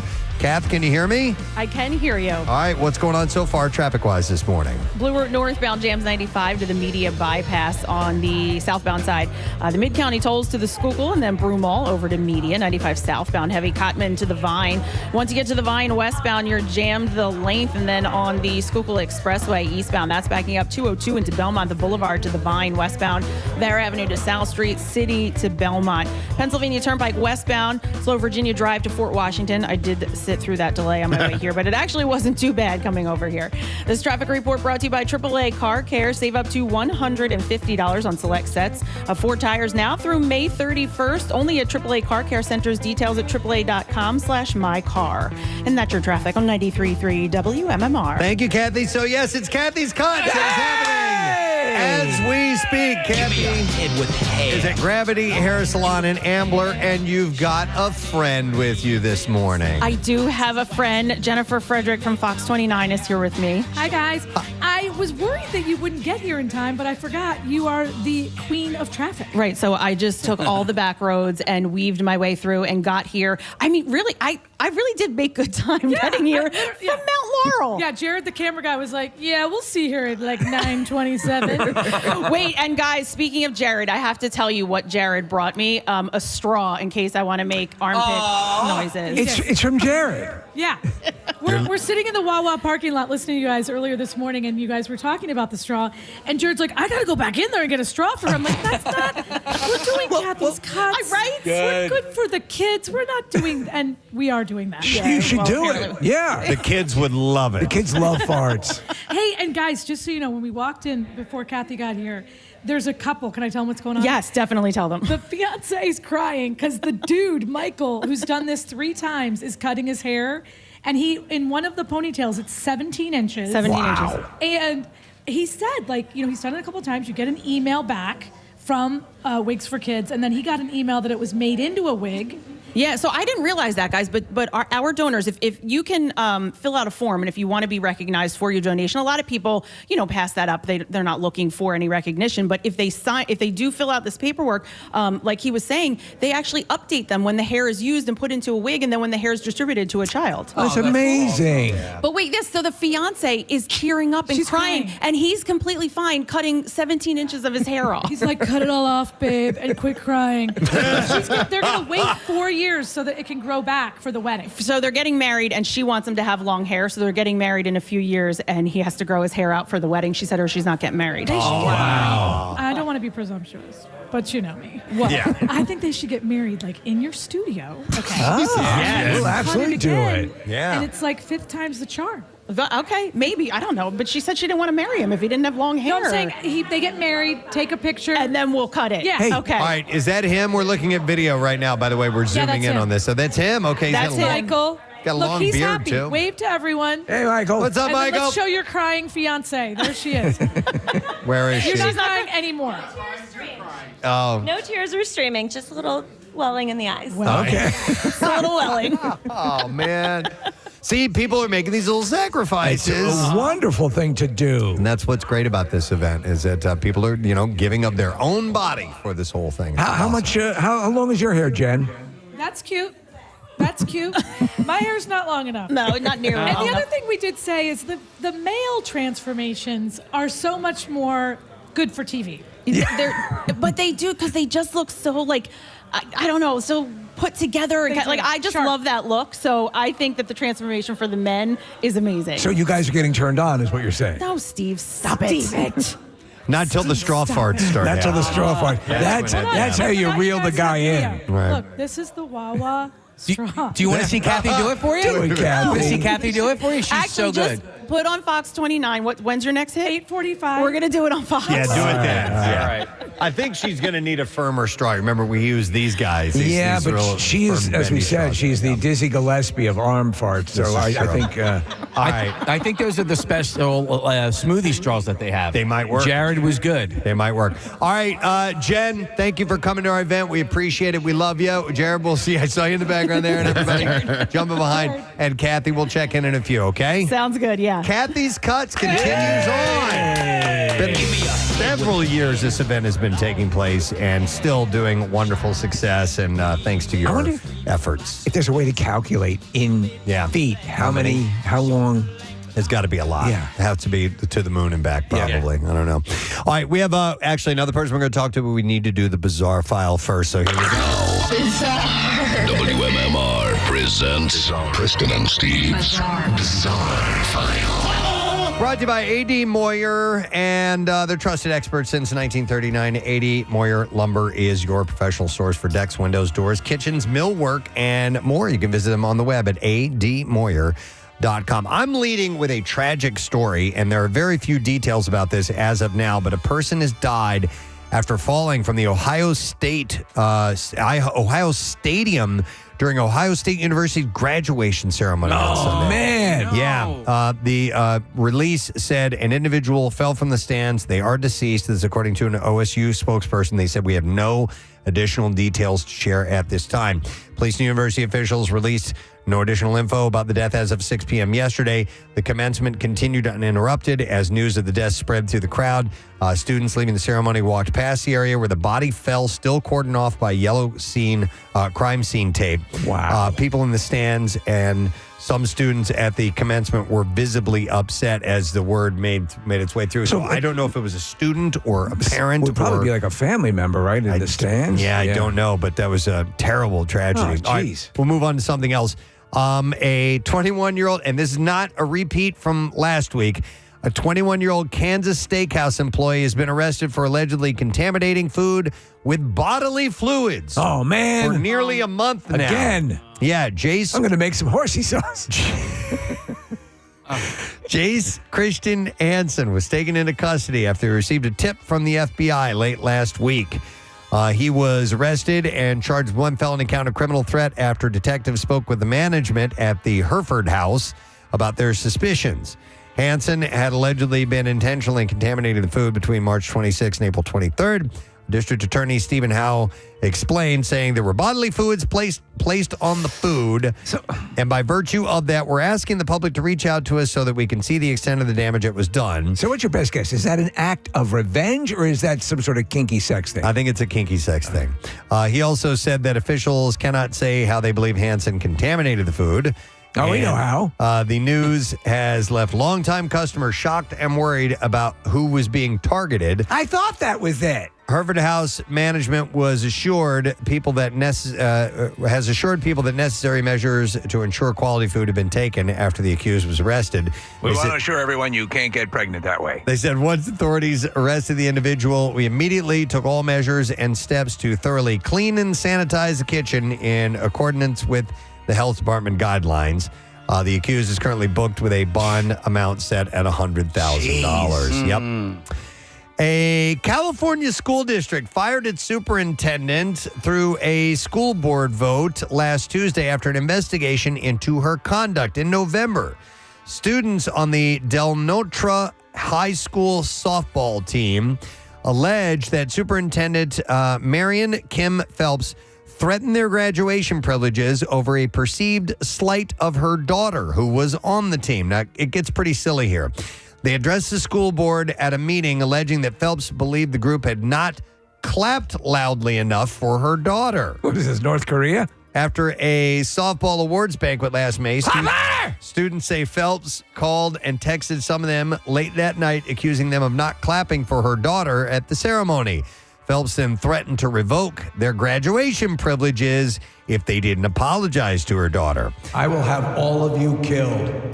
Coach Tom Peranto said at a school board meeting last year that he alerted the board to Phelps's abuse of power and that his livelihood was threatened as well. Smile. He said, because I had exposed these abuses in emails to the board members, she then falsely accused me of verbally attacking a member of the board in the district parking lot, using this as justification to have me fired from coaching softball. Yeah, it's possible this person has lost their grip. The school board president said the board voted to terminate her contract during a closed session Tuesday following an investigation that reviewed many documents and statements from 41 witnesses which contradicted her accounts. Yeah. A lawsuit was also filed in San Diego County in connection with the matter in November, identifying the student only as Jane Doe. The lawsuit alleges that Phelps constructed a narrative falsely suggesting the student bullied her daughter and orchestrated a biased internal investigation against the girl. So that's crazy. Yep. All right. How about this one? A bear was definitely not craving honey when she chased down and devoured an entire family of ducks in front of kids at the zoo last week. What zoo? I'll get to the name here in a second. Parents thought that they were taking their kids to have some wholesome family fun at the Woodland Park Zoo in Seattle. Aren't the bears cute? But instead, they got to learn way more about the circle of life than they had anticipated. In a viral TikTok video with over 2 million views, a mama duck found herself in the wrong enclosure and was floating around a pond in one of the exhibits when Juniper, a 2-year-old brown bear, stalked the family of birds and then jumped into the pond. I mean, honestly, I'm sure that happens fairly often, right? Yeah, because they all have water features. Yeah, I actually just saw footage of like this. It was a chicken in like a lion enclosure. Not a dad joke, by the way. Yeah. But like the chicken somehow got away. Okay. I couldn't believe it. Yeah.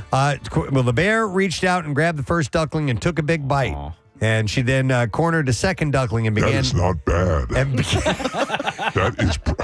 I'm just going on a limb here. I've never had duck, but that is pretty good. And then it began to eat the second one as well. It's not too oily? No, I've always heard it's very oily, but it's not. A child can be heard in the video scolding the young bear, saying that's not nice. Once all the ducklings were gone, folks stood around in shock and horror as Juniper went after the mama duck, too. And it's just a young bear. I mean, the mom can fly, right? Yes. Well, she did No, bears can't fly. Gasps can be heard through the crowd as they watch the action through a window that allows the zoo's visitors to look into the Juniper's enclosures. Witnesses smacked on the glass to try to get the bear to stop the rampage. Children screamed and shouted. In the comment section, some people were far from sympathetic. At 2 o'clock, we'll be feeding homeless people to the hippopotamus. One of the commenters said, Bear was like, sweet Uber Eats is here with my nuggets. So, yeah, had some duck in front of the kids, but it happens. It's nature. And you're right, they can fly. Yeah, and that is what I have. Although they were ducklings, they were babies. The babies couldn't fly. Mama could. But, yeah, we're watching the video right now. It's gnarly. And that is what I have in the Bizarre File for you this morning. All right, friends, we have another guest who is here in our studio, and it's in conjunction with the I Bleed for Preston and Steve blood drive. We want you to save that date. It is Friday, June 14th. We have all the information available at PrestonandSteve.com. We would like to welcome the regional executive from the American Red Cross. We have Jen Graham who is here. With us. Hi, Jen. How you doing? I'm doing great. Good morning to see you. Good morning to you. Thanks for being here today. Thanks for having me. We're getting ramped up for another great blood drive, hopefully. We're always hoping to, It's always a good time. Top our numbers. Yeah, we always have fun at this event. Where do things stand right now with blood donations and the need of them? Well, the need for blood is constant, right? Yeah. Every 2 seconds, someone in the U.S. needs blood. And the need for blood doesn't take a holiday. It doesn't take a vacation. So we need blood donors to give every single day. And your blood drive comes at a really critical time, right? As schools are ending, people are getting ready to take vacations. Yeah. So boosting up our supply over the next couple of weeks is great. What are some of the things that people don't realize blood donations are good for? Obviously, we know a transfusion, if there's been an accident, but there are some that we don't really think about where blood is needed. Yes, a lot of our blood products go to help cancer patients, right? I think every single one of us knows somebody who's been touched by cancer. So a lot of our products do support cancer patients through their process. We also have a great partnership with local hospitals to support our sickle cell initiative and to support those with sickle cell disease, living with sickle cell disease. Yeah, sickle cell is a big thing as well, yes. Steve, Absolutely. You've got special baby blood, don't you? I do have special baby blood that apparently, I don't know what distinguishes, but apparently it's blood that can be donated to babies. I wanted to ask you a quick question. Sure. So as an adult male, let's say my size, how often can you safely donate blood? Because if my special baby blood... We definitely want all of that special baby blood for sure. So most people can give on average every 56 days, and that's a regular whole blood donation. We do have some donors that give power reds. You have a lot of those at your blood drive, which is phenomenal. And those donors have to wait a little bit longer, 112 days, because we're taking 2 units of your red cells essentially and giving back the rest of your products. So on average, 3 to 4 donations per year. All right. So I want to ask about like now that people are doing like hybrid schedules and, working from home more and more. And so I feel like you guys have taken a hit as far as like company-wide blood drives are concerned. Is that the case? Yes, Okay. yes, a little bit, yes. For, we've had a lot of high schools and colleges that stopped running blood drives during COVID, obviously, because everything was remote, right? And coming back then to hybrid, then back in session. So 20% of our blood in our region actually comes from high schools and colleges, which is amazing. That's a great thing to be proud of here in the Delaware Valley. And then we had a lot more that were part of the corporate group. But we're trying to find ways to find opportunities for donors to give elsewhere, right? So it's a large organization, a large company. You've got Oaks, you've got Live Casino. That's a great way to give outside of that corporate space, which is fantastic. So I think one of the things also is letting people know that there are drives in the community and making them more accessible and more obvious. I assume that's a task that you guys have to deal with constantly, which is somebody may not be aware that there's a blood drive just 2 blocks over in a facility, or the last time I went to one that was close to me, it was in a synagogue just about a mile from my house. So they're there. It's just getting the word out. Right, exactly. And we try to run blood drives 7 days a week. Right. Try and make it accessible as possible. We've got donor centers, but the best way to find our blood drives is to go to our app, our Red Cross Blood Donor app, or go to redcrossblood.org to learn about where to donate blood. And Jen, so one of the reasons that we have you here today is because today, May 6th, people can now start signing up for appointments for our blood drive. They sure can, and it's going to get flooded today. I have no doubt. There's never a shortage of blood donors for your event coming up. Last year, we collected 1,169 donations, which is incredible. So and that's phenomenal. I'm going to tell you something. Preston was away for the one time, and he obviously helped promote it and everything, but we really set a big record. Yeah.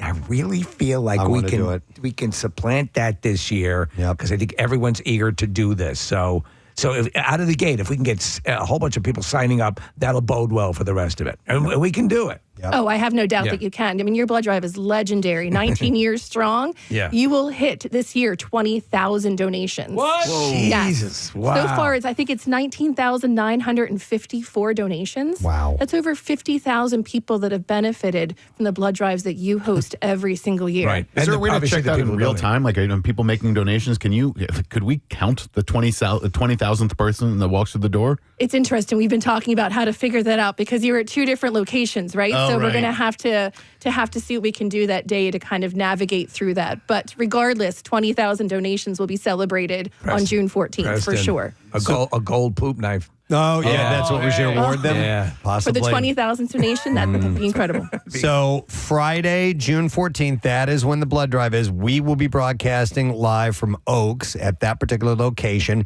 Pierre Robert will be broadcasting live from Live Casino and Hotel. And then I believe Brent Porsche. Yes. We've got different broadcasts. We'll get the full schedule for you. Yeah. But those 2 locations, and we've found that this formula works really well because Live Casino right there in the sports complex. It's easy to get people from coming over from New Jersey or Delaware. A little further out west, where we are at in Oaks, is that whole there's King enough of a Prussia split vibe and everything. So we went with these 2 different locations a few years ago, and it's a formula that works out really, really well. So click on events at WMMR.com or go to PrestonandSteve.com and get signed up because it is now active, and you can get in on whatever time you want to squeeze in there, and maybe come by while we're broadcasting, go by and see Pierre, whatever it is. It doesn't matter. Wherever you are, it doesn't matter. Don't forget, we're setting 2 world records at our broadcast. That's one true. for me catching a munchkin and one for you catching a munchkin. Yes. While moving on a scooter. Yeah, so we got important things. We have things to do to get ourselves ready for it. So anything else you want to mention before we let you go? I just want to say, 1,200. Can you get to 1,200 this year? Yeah, that's what I'd like to do. That's what we'd like to see, too. I'd like to put that number at 1,200. Excellent. Thank you, Jen. We appreciate it. And we will see you there. All right. Jen Graham from the American Red Cross. All right, and sign up now. It is up and locked and loaded and ready to go for you. We are going to take a break. We'll come back in just a moment.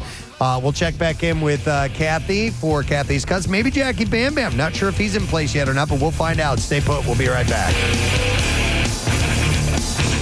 Traffic on 93.3 WMMR. All right. Thank you very much, Kathy. Of course, today being Kathy's Cuts, all about the donations going to Wigs for Kids. And it sounds like you got a lot of activity still cooking there, Kath.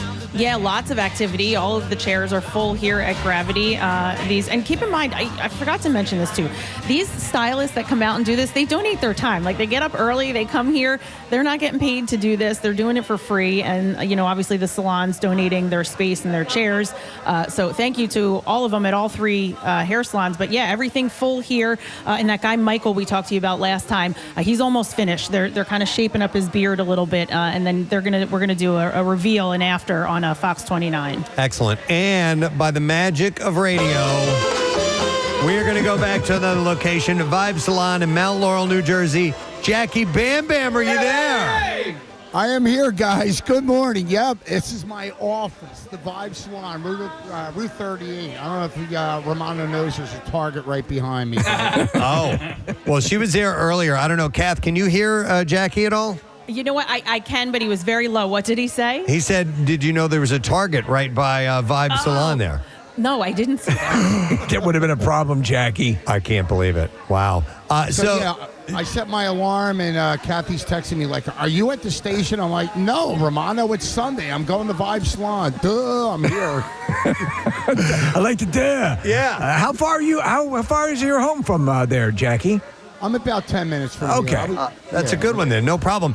Jackie, so describe what you're seeing as the activities happening for Kathy's Cuts. Press, the word is light. I'm asking everybody. Everybody's in their chairs, and they're getting their hair cut for a good cause, and they're all volunteering today, like Yo Romano said. But I'm asking everybody, how do you feel? And I love it. They're like, I feel much lighter. Are you? So Kathy had a whole bunch of guys out of the gate, Jackie. Are there a number of guys there, or what's the breakdown of the crowd? There's half and half. I mean, these guys look like they're Allman Brothers roadies, and then they walk out of here looking like Rod Stewart. I'm loving it. Jackie, you've got long hair, but it's kind of spiky. It's not like down your shoulders long. Have you ever had, like, at some point in your life, did you ever have like mid-back length hair? I have, but there's always layers, and it's dyed, so I definitely, no child wants my hair. No child. I would love to see a child with your hairstyle. Where'd you get that one? That would be the absolute best, man. I love talking to all the girls, though, because I'm like, do you use a razor? They're like, how do you know about that? And what kind of dye do you use? And you got to strip it to get purple. And I'm asking all these cool questions. Oh, you know all the industry stuff. I love it, yeah. Who cuts your hair, Jackie? Myself. Are you serious? Yeah, I do. I razor it myself. It's a mess. It's all uneven and all. Like I said, no one wants my hair. Have you ever thought of going to a stylist? I have. I've been talking to Jill, the owner here. So she's like, she'll take me whenever. Oh, that's funny. She'll balance Why it don't all you have out. her give you a little touch up there, Jackie? Yeah, especially if you're close. I might be doing that. All right. Nice. All right, well, we're gonna check in with you guys, but you know what? I'm actually there's a topic that I want to talk about, and Kathy, I may have you do a short poll with some of the people that work there at Gravity, because I literally saw this morning. It was hairdressers' top icks from their clients, basically things that they can't stand when their clients do them to them. So. I'm going to run down a couple of these, and maybe we can talk to somebody who's there and works in the industry and what they think about I'll it. ask them. So, yeah, you know what? If you were to say, I don't know if you want to use the term ick, you can, or pet peeve, or something that really bothers you. So I'll give you some examples. Like in this, one of the things is being late. Like just not being on time for your appointment. That's an obvious one, and it's inconsiderate. But also, just don't walk in late and sit down without saying, without apologizing or explaining why you were gone or something like that. And here's another one: not trusting the expert. It says knowing what you want and telling your stylist is good, but taking over and trying to explain hair to them, not so much. You wouldn't go into surgery and try to start working on yourself, so show your stylist the same respect when you're in their chair. So, you know what, though? You know your own hair. Yeah. You know, like there were times where I'm like, nope, you can't put that in my hair because I'm going to leave and look like my hair's going to be flat because you're putting something in it that I know doesn't work. So, Kathy, it's more a case of knowing what you want. I'm sure, actually, one of the things they would consider a positive is someone who knows what they want and can be decisive about it. But I think what this might pertain to is someone who's second guessing everything they're seeing. Yeah, right, okay. All right, so do you have anybody nearby that we could ask what their biggest pet peeve of customers is? Yeah, I'm here with Joe, who is the owner of Gravity. You guys know him. He's the one that cut my hair. Joe, Preston has a poll of, they were talking to hairstylists and like an ick for a hairstylist. And they said, people that show up late, don't show up late for your appointment. Is there something that you would say to clients that's your like pet peeve? Pet peeve would be number one, yes. Please come on time. Walk-ins are welcome. Like we had somebody come this morning with a walk-in, was a little bit unexpected, but he wound up being a great guy. But biggest thing, come on time, and no matter what, always show up. Always show up. What about if they try to tell you how to do their hair? So we'll always take everybody's advice, suggestions, but at the end of the day, you have to understand that we're the professionals. We're the ones that are trained to do this. We spend our lives working on our craft. So you have to lay some trust in us and understand that this is what we do and this is what we're good at. And that's exactly what you said, Preston. While you're there, Kathy, let me ask you a question. So what happens, and you never have this happen at this particular, or any of the salons involved in Kathy's cuts, but what if you get a hairstyle or a cut that you are less than satisfied with? What's the best way to move ahead with that? Ooh, okay. So what if somebody gets a haircut, you're like towards the end, and they just don't like it? Do you want them to tell you? Yeah, at the end of the day, for sure. I mean, we're here to please people that, they're coming here to get something they feel good about. So yes, definitely be honest. I mean, being respectful is a big thing. But no, we want to make you happy at the end of the day. So make sure that we do know it in a respectful way, and we'll do whatever we can to make you happy. What about...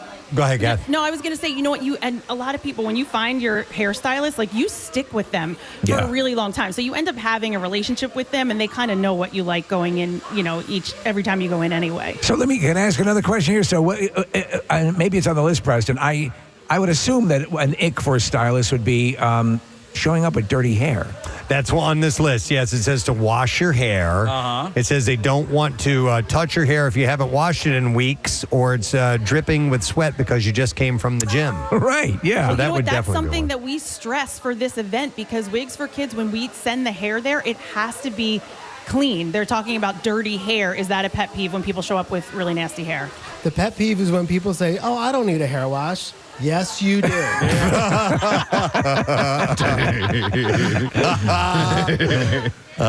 What about Kathy? What about when you ghost your stylist? Like you just stop showing. Yeah. You know what I mean? That's a good one, because I A regular client. I have a little trick, and I think everyone here at Gravity knows my trick at this point anyway. But what happens when somebody ghosts their hairstylist? Like if you've had this client for years, then all of a sudden they disappear. Does it hurt your feelings? Like it doesn't hurt your feelings.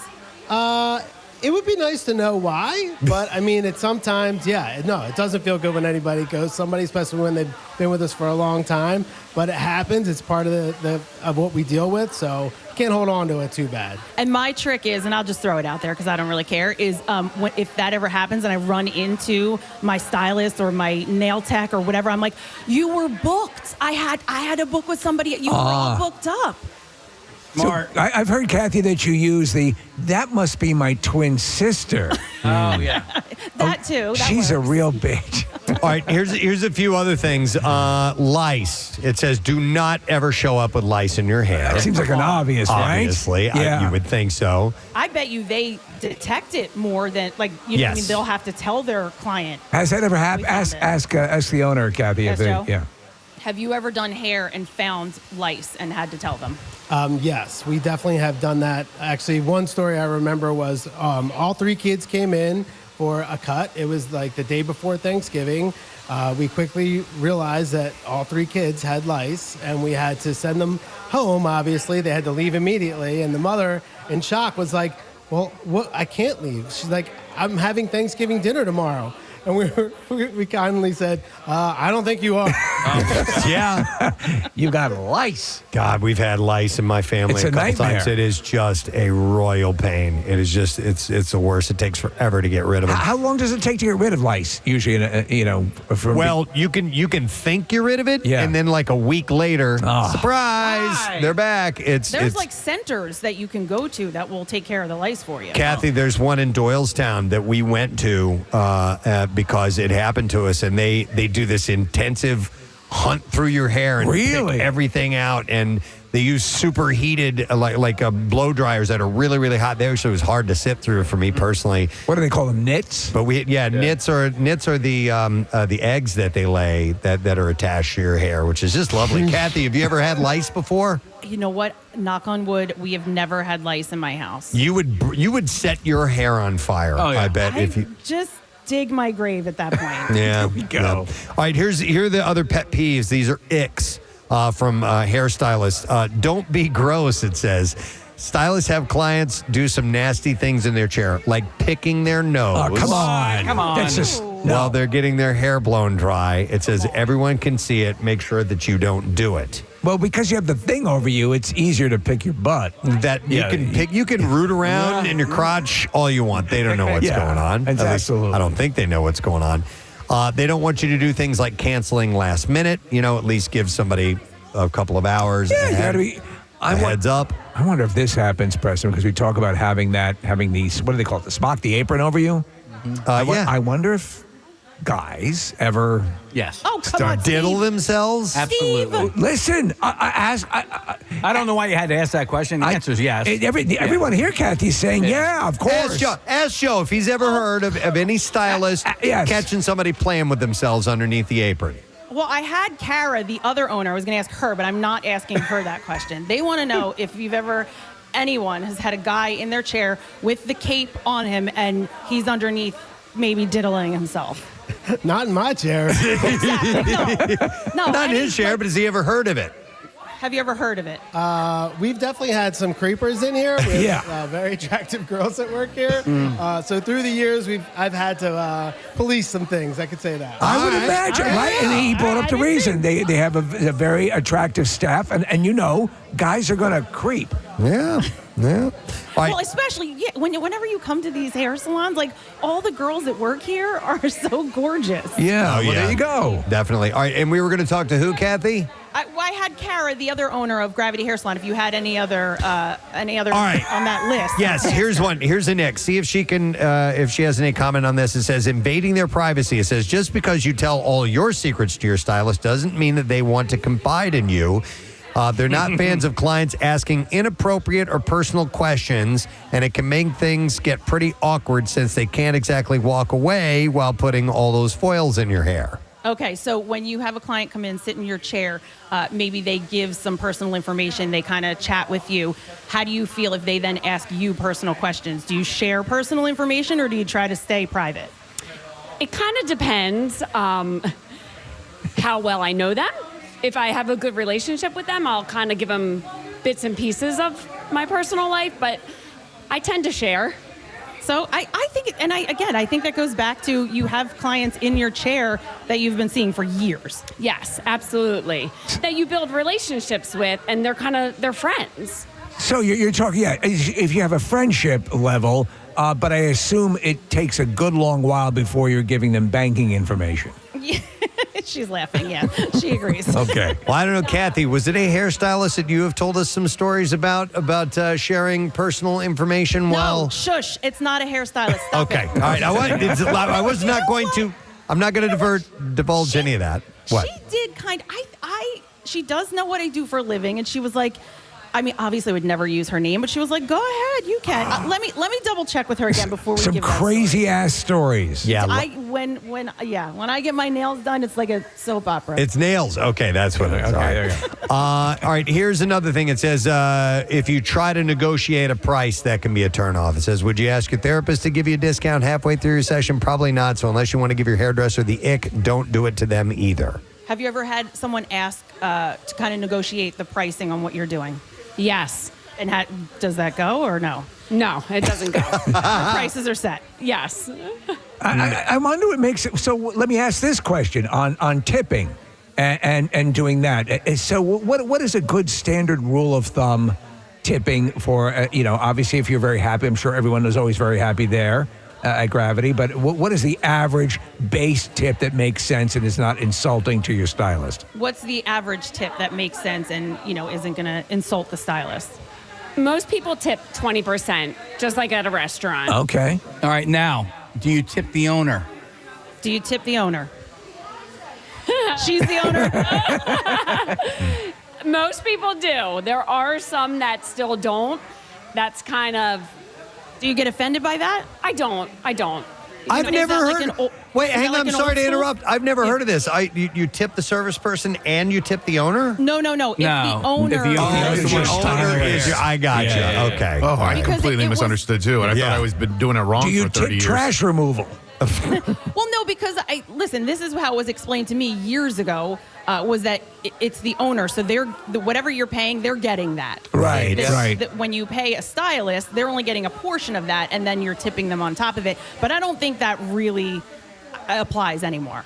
It doesn't apply anymore, but we do still see it here and there. Okay. Is it older people? Yes. Okay. All Yeah, right. see, I think it's just an older thing. Okay. They whip out the tip calculator.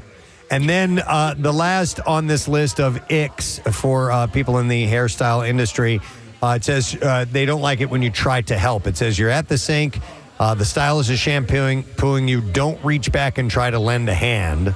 Let them lather, scrub, and rinse. It's a luxury, so sit back and enjoy it. Yeah, who would ever do that? I don't Has know. anyone ever tried to wash their own hair at the bowl? Yes, people do. Some people, they feel like we don't get it in there good enough and scrub good enough or get the color out. We have had some people do that. It doesn't happen often, but it does happen. Oh my gosh. You know what I like to That do? is a luxury. I love to just sit back and let them massage my head. I don't know why. When I had hair, I loved getting that shampoo. It's it was the awesome. best. But what I like to do is instead of going down with your head backwards, sit into the sink Forward and put your head down, face down. Yes. Yeah. You do that when you've never been to the place before? Yes, yeah, Of course that's you will. hilarious. Wow. Okay. All right. So yeah, these are some of the things that they recommend you not do if you want to have a good relationship with your stylist. And Kathy, how long have you been going to your current stylist? Has it been years and years? Oh my gosh, Joe, how many years have I been coming to Gravity? How long have you been open? We've been open 17 years. Our first event was the first year we were open. So my son was in a baby carrier, and now he's almost 17 and driving. So I've been coming to Gravity since the day they opened, and I saw Joe probably for 2 or 3 years before he opened his own salon. Wow. Yeah, Wow. That's cool. Long history. Excellent. All right, Kathy, we're going to let you go. We'll check back in a little while, okay? Sounds good. Excellent. All right. Well, yeah, I'm surprised. Some of those they were echoing every single one of those. It makes sense, and I just have to believe, that even so, Kathy was aghast that that you have a smock over you, and guys will do it in public without any covering. Yeah. Hey, real quick, circling back to lice, a listener pointed this out. The terms nitpicking and going over something with a fine-tooth comb, both of those can be traced to literally trying to find lice or nits in one's hair. Yeah. I believe that. Yeah. I absolutely believe that. I haven't, I used to, when I was younger, my sister worked in cosmetology. She was an astronaut. Russian astronaut. No, so I was regularly kind of the experimental head for my sister, but I would also go to her salon a lot, and I would have other gals there cut my hair. I love hairstylists. I know, like my wife has her favorite. She goes to a place in Manayunk, and she has her person, and there's. It is also a social thing, and there's an energy, and there's you can see like Angela, our Angela Perfetto, works at Gravity as well, and it's a you see her post on Instagram with her coworkers. It seems to be a really cool vibe. You can still do that, right? You can go to like cosmetology school. Cosmetology. You have to be very physically fit, but also dental school to get your teeth done or your hair done. Like you can go. Oh, to you mean as a client? Yes, And it's a way to get a cheap haircut or get a cheap dental care by going to either one of those places. Okay. Where do you guys have any for a while I was going to a barbershop, and it was there was chit chat, and everybody was kind of there was always some kind of topic of the day. How about that that was going sports on. team? Yeah, how about that sports team? But are there service people that you use as kind of therapists of sorts, or just because you go to Shaving Grace? Yeah, and it's a men's salon, and and there are 3 brothers that work there, and they are all licensed therapists. They're not, but it's part of their job. And then Katie, who's one of the barbers there as well, one of the stylists. They just they're like a bartender. They sit there and they listen to your stories, and they are great at listening. There are people I just enjoy seeing that I'm not obviously going to get my hair cut, but But that, there's some people that I look forward to encountering that I go specifically, and that's a cool vibe. What about you? Yeah, definitely. And I haven't had a regular in a while. There was a while back I had people I went to specifically every single time, and now I just go get the cheapie down the street. You used to go to a place that had where your stylist was Mrs. Pennsylvania? Yes. Yeah. And that was in Westchester. Yes. Man. That's when I lived in Delaware County, and it was a lot closer of a drive. Forget that now. Man, we haven't seen her in ages. She was literally won the Mrs. Pennsylvania. Mrs. Pennsylvania. I remember because I was at Iron Hill Brewery, and she came up and told me what a fan she was of the morning show, and I'm like, you are a fan of our show? Why? And it turned out she was a hairstylist. I'm like, yeah, sure, I'll come on and get my hair cut. She did a great job. Yeah, you loved I went it. there for a while, and then we moved away, and it was just too far away for a bit. But yeah, it's always nice to find somebody who's good at what they do and somebody you get along with. Yeah, it does make it so. It's a quality of life issue. Damn it. Yeah, we started going to a like a barber shop years and years and years ago. You just kind of like take whoever was available.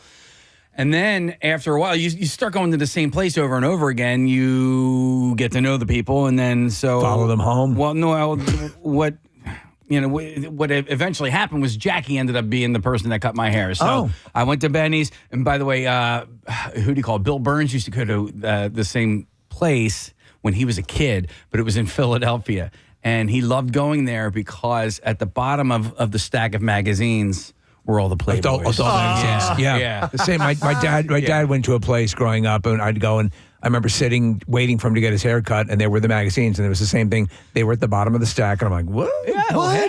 Hey, yeah. I said, bitch. By the way, here's the text that says, I had the biggest crush on my hairstylist growing up, and now I'm dating her sister. LOL. Nice. It says, I'm also bald now. I was wondering that because you look at the hairstyles and Nick, your son, and my son the same year, and I'm sitting at the ring mass and I'm looking at these giant coifs of hair. Yeah. All right. And crazy. There's like a couple hundred kids there, and I'm like, not all you guys are going to have this hair in 20 years or whatever. Oh, there's a TikTok video that I love. Is these two kids. And they've got it looks like salad bowl haircuts, and then they have these adult parents mimicking them by using salad. Yeah, like literally like leaves of lettuce or like cowboy boots. Yeah. Where are we right now with guys, younger guys, and hair, and where it's at? Because there was a time when the kind of the metrosexual thing came around, and people were paying much more attention to grooming, and then you had everybody just growing everything out and getting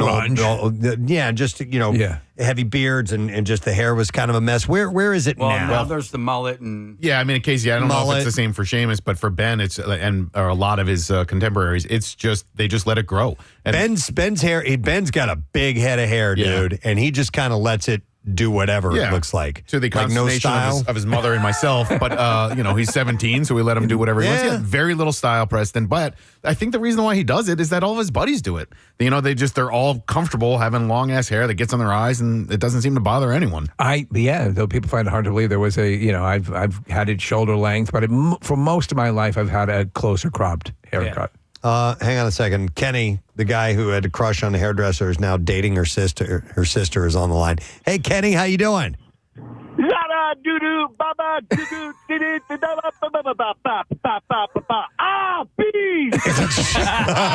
a nice blend. Actually, we need to edit those two things together. Yeah. I think that would work out perfectly. All right, Kenny. So you had a crush on your hairstylist. And then you ended up dating her sister. How long ago did you start dating this gal? So I had a crush on my hairdresser from the time I was maybe 12 to maybe like 16-ish, maybe. Yeah. Not even, a little younger than that. But then she hooked me up with her sister, who was my age. I took her on her first date when we were like 14 or 15.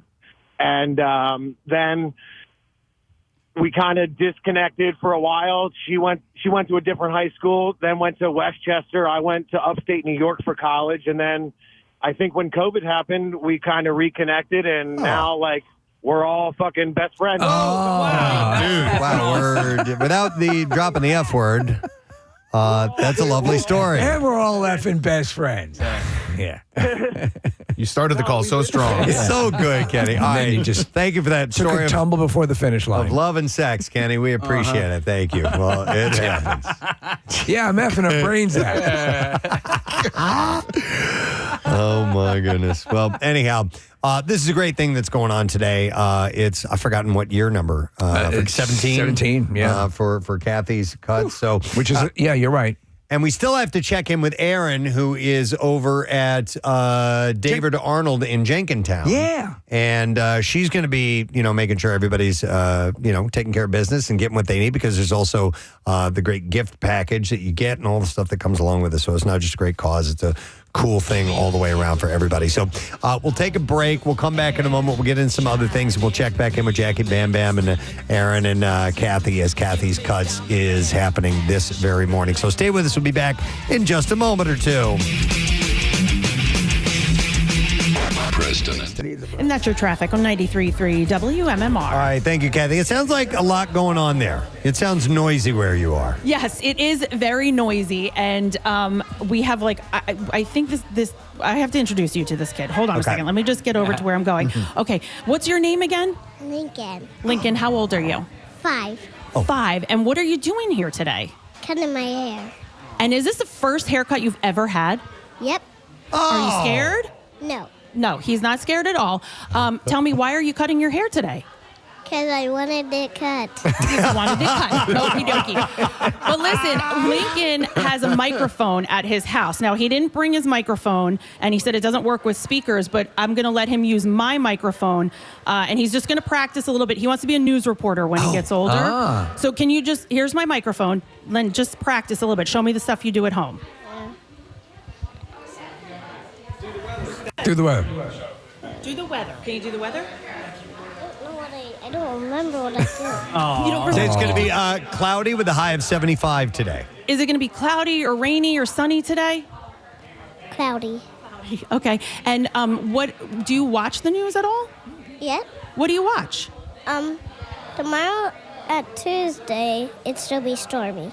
Tomorrow at Tuesday, it's going to be stormy, guys. He's nailing it. He is nailing it. He's the cutest thing. And you have to see his hair. I think our camera, I don't know if our camera can see it. He has the longest, most beautiful curly hair. Yes. Do you know what kind of haircut are you going to get today? Short. Short. You want it very short? Yeah. Okay. I think his dad has has long hair. His mom has long hair. He's got long hair, and he's getting it cut short today. My brothers have short hair. Oh, they do? Yeah. Well, smaller. They're 3 and I'm 5. They're 3 and he's 5. So he's the old man. Listen, this kid is going to be a star. I can tell you right now. He's good looking. He's got presence. He's not afraid to go on the radio. I think we're looking at a news professional here right now in the making. So the guys back at the radio station are telling me that they think that you're definitely going to be a news reporter when you get older. They think you're really good at what you do. Okay. And who said this again? Thank you, Lincoln. Thank you. He's the best. Oh my gosh. I'll send you guys a picture when he's finished getting his hair cut. Okay, yeah. Look at that head of hair. At 5 years old, he's grown that much hair. That's wild. I remember when Caroline got her first haircut, she had hair down to like mid-butt. Like, we let it grow really, really long. And the first time we went in for a haircut, it was a big, big deal. You remember all those moments, right? Yeah. Oh, my God. There was a stretch of time where Ben was terrified to get his haircut. He hated it. And anytime he'd sit in the barber chair, he'd get really Panic upset. and everything. Yeah. It just was like, for whatever reason, Steve, it was traumatic for him, and he couldn't stand it. And now he just doesn't want to get a haircut. Right. Yeah. No, it can be, for some kids, it can be overstimulation. Yes. I think so, touching you, and also if they use the razor and stuff like that, it can tickle your neck and feel weird. That's when kind of scary. You have to threaten to hit them, right?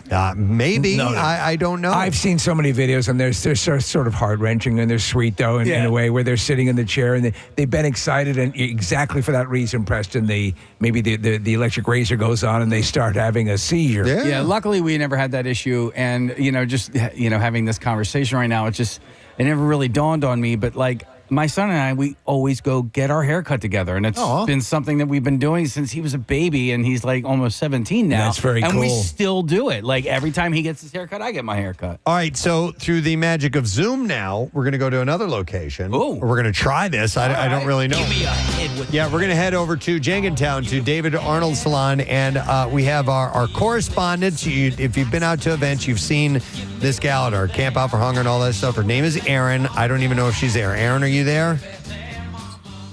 Erin? We can see her. She's waving. Hello, can you hear me, guys? Yes! Erin, hello? Now we can hear you. Hi, Erin. Hold on one second. Can you hear me now? Yes, we can hear you. Hello, guys. How are you? Awesome. Well, we are here. Yeah, go right ahead. Take it away, Erin. We're here at David Arnold here. How are you guys feeling today? All right, we're feeling great. Chair was filled. Every chair was filled at one point, and honestly, everyone's coming out of here with a fresh new cut. They look like a whole different person now. Wow, Erin, I'll bet you some of the stylists would love to get their hands on your hair. You have gorgeous red hair. Does anybody ever say, "Oh, get over here, let me do something with that"? Yes, so it does happen a lot. I do get a lot of compliments, but let me tell you, we also have another woman over here who has almost the same color hair who donated today, and it's so beautiful, and the way that it's styled. You should have seen it beforehand, though, because she donated so much. It looks so good. Excellent. And then we also have a nice little. We have a little friend over here. Sorry, I'm just maneuvering around. And I wanted to give her a little shout out. What is your name? Vera. How old are you? So, did you go to school today, or do you have the day off? Or are you going in late? Awesome. Is this your first time donating? No? Did you donate before? How many inches did you do then? Oh, awesome. I wish I could hear those answers, but we can't hear anything. Our Zoom 6 inches. Our Zoom audio keeps breaking up, unfortunately. But You're wonderful. What? I'm sorry about that, guys. How old is she, by the way, Erin?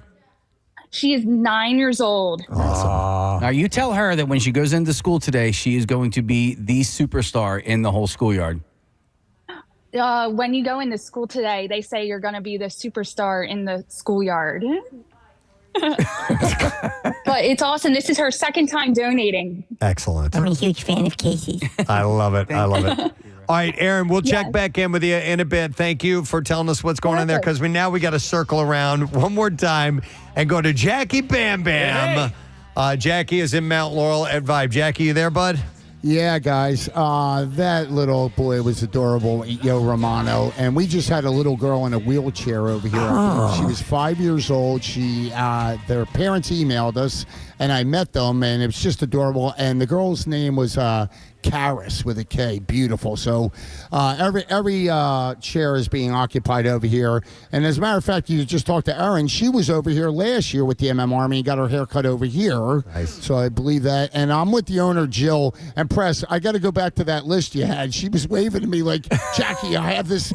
I have to tell this on the air. So I want to put you on the phone with Jill, the owner over here at Vibe Salon. You got to tell Preston Steve that. Hi, guys. This is Jill from Vibe Salon in Mount Laurel. Hey, Jill. Jill, thanks for being a part of this whole thing. We're happy to be there. So you heard me running down the list of icks from hairstylist.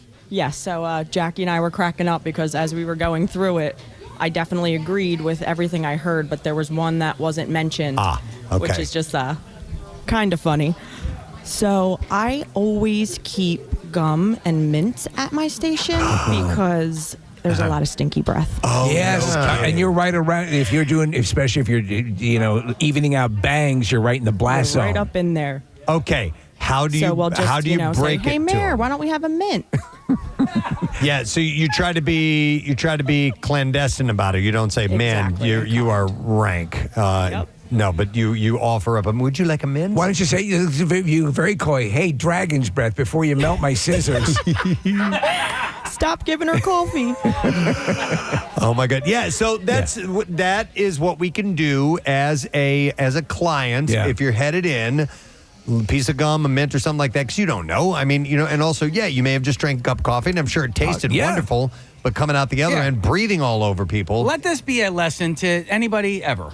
If somebody offers you a mint or a piece of gum, even if you don't want one, maybe they're telling you something. Yeah. All right. If they offer to rent you a hotel room with a shower, then you're being told. Say yes. Yeah. Wow.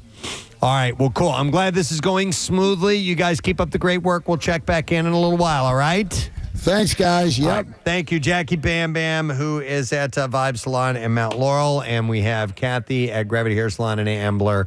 And we have Aaron at David Arnold Salon in Jenkintown. So a lot happening all over the place. It's great. Yeah. These cuts, yes. Hey, and by the way, so this is a great charity event, and I would like to thank everybody who was a part of the Walk a Mile in Her Shoes event for Laurel House on Saturday.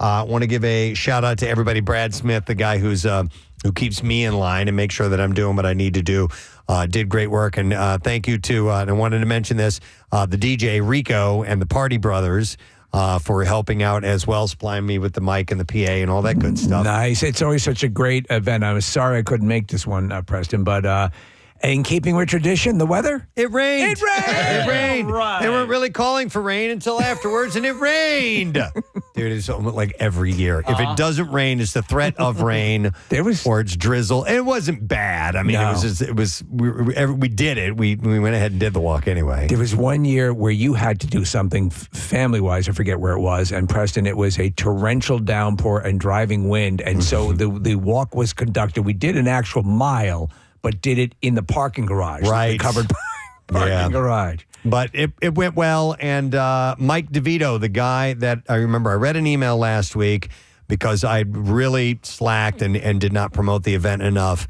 Mike was like, hey, you going to get on the radio and say anything about this? and I rightfully pointed him out because he was calling me out. Well, Mike ended up being the top individual money earner for the event. So he knocks it out of the park. He's fantastic. And he's part of Team WMMR. So next year's the 10-year anniversary. Yeah. We'll do it bigger and better next year.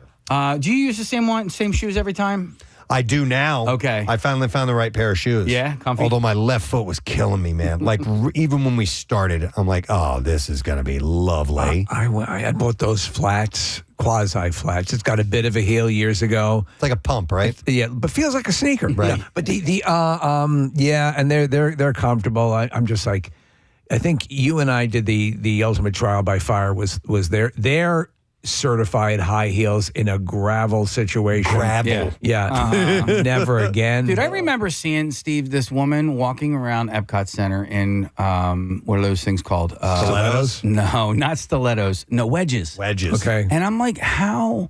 You when you go to Disney or Universal, like you get a brand new pair of walking sneakers. Yeah. Do you know what I mean? You got to break those in for you miles. pre-break those in before you go. You never take new shoes on a vacation. You break them in before. Marissa will wear big heels from time to time at like special events and stuff like that. I don't know how you do it, Marissa. Yeah. I don't know how you do it, ladies. How do you do it? Yeah. It's crazy. Yeah. Once you find when you're a douche 50. Once you find a heel that's good, like Jessica Simpson makes great, comfortable heels. I also love heels from Zara because they're big in the front, so there's like a big wedge. So your foot isn't at a crazy angle. It's actually a little flatter when they have the wedge under the toe. All right. But Case, you were saying like, wedges or like espadrilles. Like, yeah, if you find the right ones that are comfy, you can run around in those all day long. I find that hard to believe, but God bless you. But how about the ones I wore at the MMRBQ? I mean, they fell apart. The ones that you had the duct tape together? Yeah, but I duct taped them together, and then I was fine in them all day long. All she had to do was use about 5 rolls of gaffing tape to get them back together. How long can you wear heels? And then, and I'm talking about high ones. Yeah. And then you just need a breather. You got to take them off for a little while. Well, like I said, it depends what kind of shoe it is. So if they're like stilettos, like the classic without the wedge under the bottom, and it's just a pin heel, I mean, like a night out. I mean, I think a really good way to judge those is like at a wedding. Like once people get on the dance floor, they start to take off their shoes, which I don't agree with. Keep your shoes on all night. What about dancing shoes? What about separate dancing shoes? Okay. All right. I'm good with that. Yes. All right. Like places will bring like flip-flops. They'll leave flip-flops there. But will you dance in heels? Yeah. Wow. Yeah. No, I'll leave them. That's why you look for the comfortable shoes, Okay. the ones that work for you. But like those wedges, like I mean, what Emma barbecues at like noon. And then I was there until like 11. So, I mean, I'll wear those shoes for 11 hours. That's pretty amazing. Hey, Yeah. thanks. No, thank you. Don't think I could do that. But Once then a when you're year in the for about a pit- half hour. That's what I need. But when you're in the pit and you can see over the guy in front of you finally in life, that's worth it. Well, yeah, then it's functional at that point for sure. But man, better line of sight. But anyhow, it was a fun event, and we thank everybody who was a part of it. Next year, we'll blow it out. It'll be bigger and better. I guarantee you that. We were going to play a couple pieces of audio, I think. Steve, you wanted to play something from the Tom Brady roast? Yeah, it's Tom Brady responding after he's been roasted. But there were a number of moments, apparently. I oddly enough, I forgot about it. It was live on Netflix, and they're going to repeat it, obviously. Yeah. So it was a big deal. And tons of sports personalities. Kreischer was there. And Jeff Ross was there. Jeff, we don't have the audio of the joke, but Jeff Ross said something about Kraft and the massage parlor in the strip mall, basically. Okay. And Brady actually got up with a smile on his face and walked over and whispered to Ross. Basically, they were saying it was a borderline Will Smith, Chris Rock moment. It wasn't that aggressive, but he was basically. Yeah. What he was saying is don't say that S again. Oh, wait. Do we have that? Or No, we don't. Oh, okay. All right. No, whatever. I think Then don't honestly, agree to do then it. don't agree to do it. Yeah. I agree, and it's because he definitely got beaten up. I mean, he was a good sport about that. I don't know how he feels about Kraft or if there's something better, but the best way to avoid that is don't agree to it. Yeah. Don't agree to it or set your rules ahead of time, for that. But I mean, if you're going to do it, you just dive in. It looks better that way. Yeah. All right. Here we have one about Deflategate. All right. Yep. That's a clip to play. Here we go. But where's Roger Goodell? I know. Remember Deflategate? The NFL spent $20 million and found that it was more probable than not that I was generally aware that someone may have deflated my footballs. You could have just given me the $20 million and I would just told you I did it. Yeah. There you go. And then he talks about makes a reference to the Chiefs and their fan base. All right. Kansas City, you say your stadium is the loudest. It helps when all your fans are 14-year-old girls. Oh. Damn.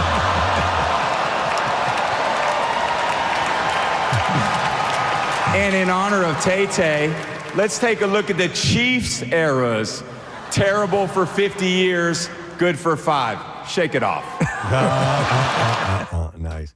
Case, what do you think about Tom Brady? I think he's the greatest quarterback to ever play the game. I'm totally fine. I don't know. I might be in the minority here, but I don't hate the Patriots. I don't hate Tom Brady.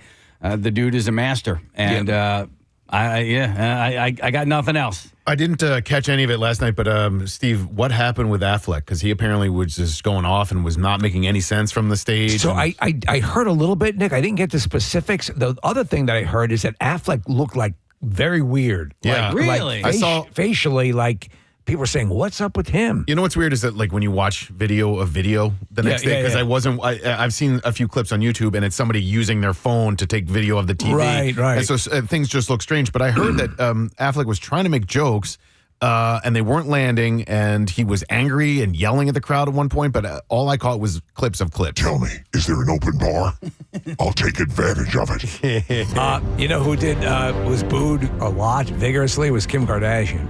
Oh, really? Yeah. What's she doing there? I don't know. And it's a problem a lot of times with these roasts is like people just want to get, Kim Kardashian didn't write her own material. Tom Brady didn't write his own material, so there's this dog and pony show. And it's kind of the problem with roast. But I thought, listen, there was just so many fairly, notable luminaries in the sports world and entertainment world. Kreischer sitting there in a tux or whatever he's wearing, and it was pretty wild. We do have Jeff Ross with the Kraft joke. We do have Yeah, I don't know if we have anything after that, but this is the actual Kraft joke. Okay, here we go. Your organization has ever made. Would you like a massage? I love Robert Kraft. I love again. Okay. Don't say anything. Don't say that again. S again. Don't say On that the S other again. hand, maybe it's Robert Kraft's fault for going to the massage parlor in the first place. Yeah. You know, hello. like if you want to actually make fun of somebody for Yeah. doing something, come on. Or don't show up. You know, if you're for, hell. Oh, come on, man. Listen. That whole, if he is defending that guy, I don't know. I'm not into football, and I don't like Tom Brady.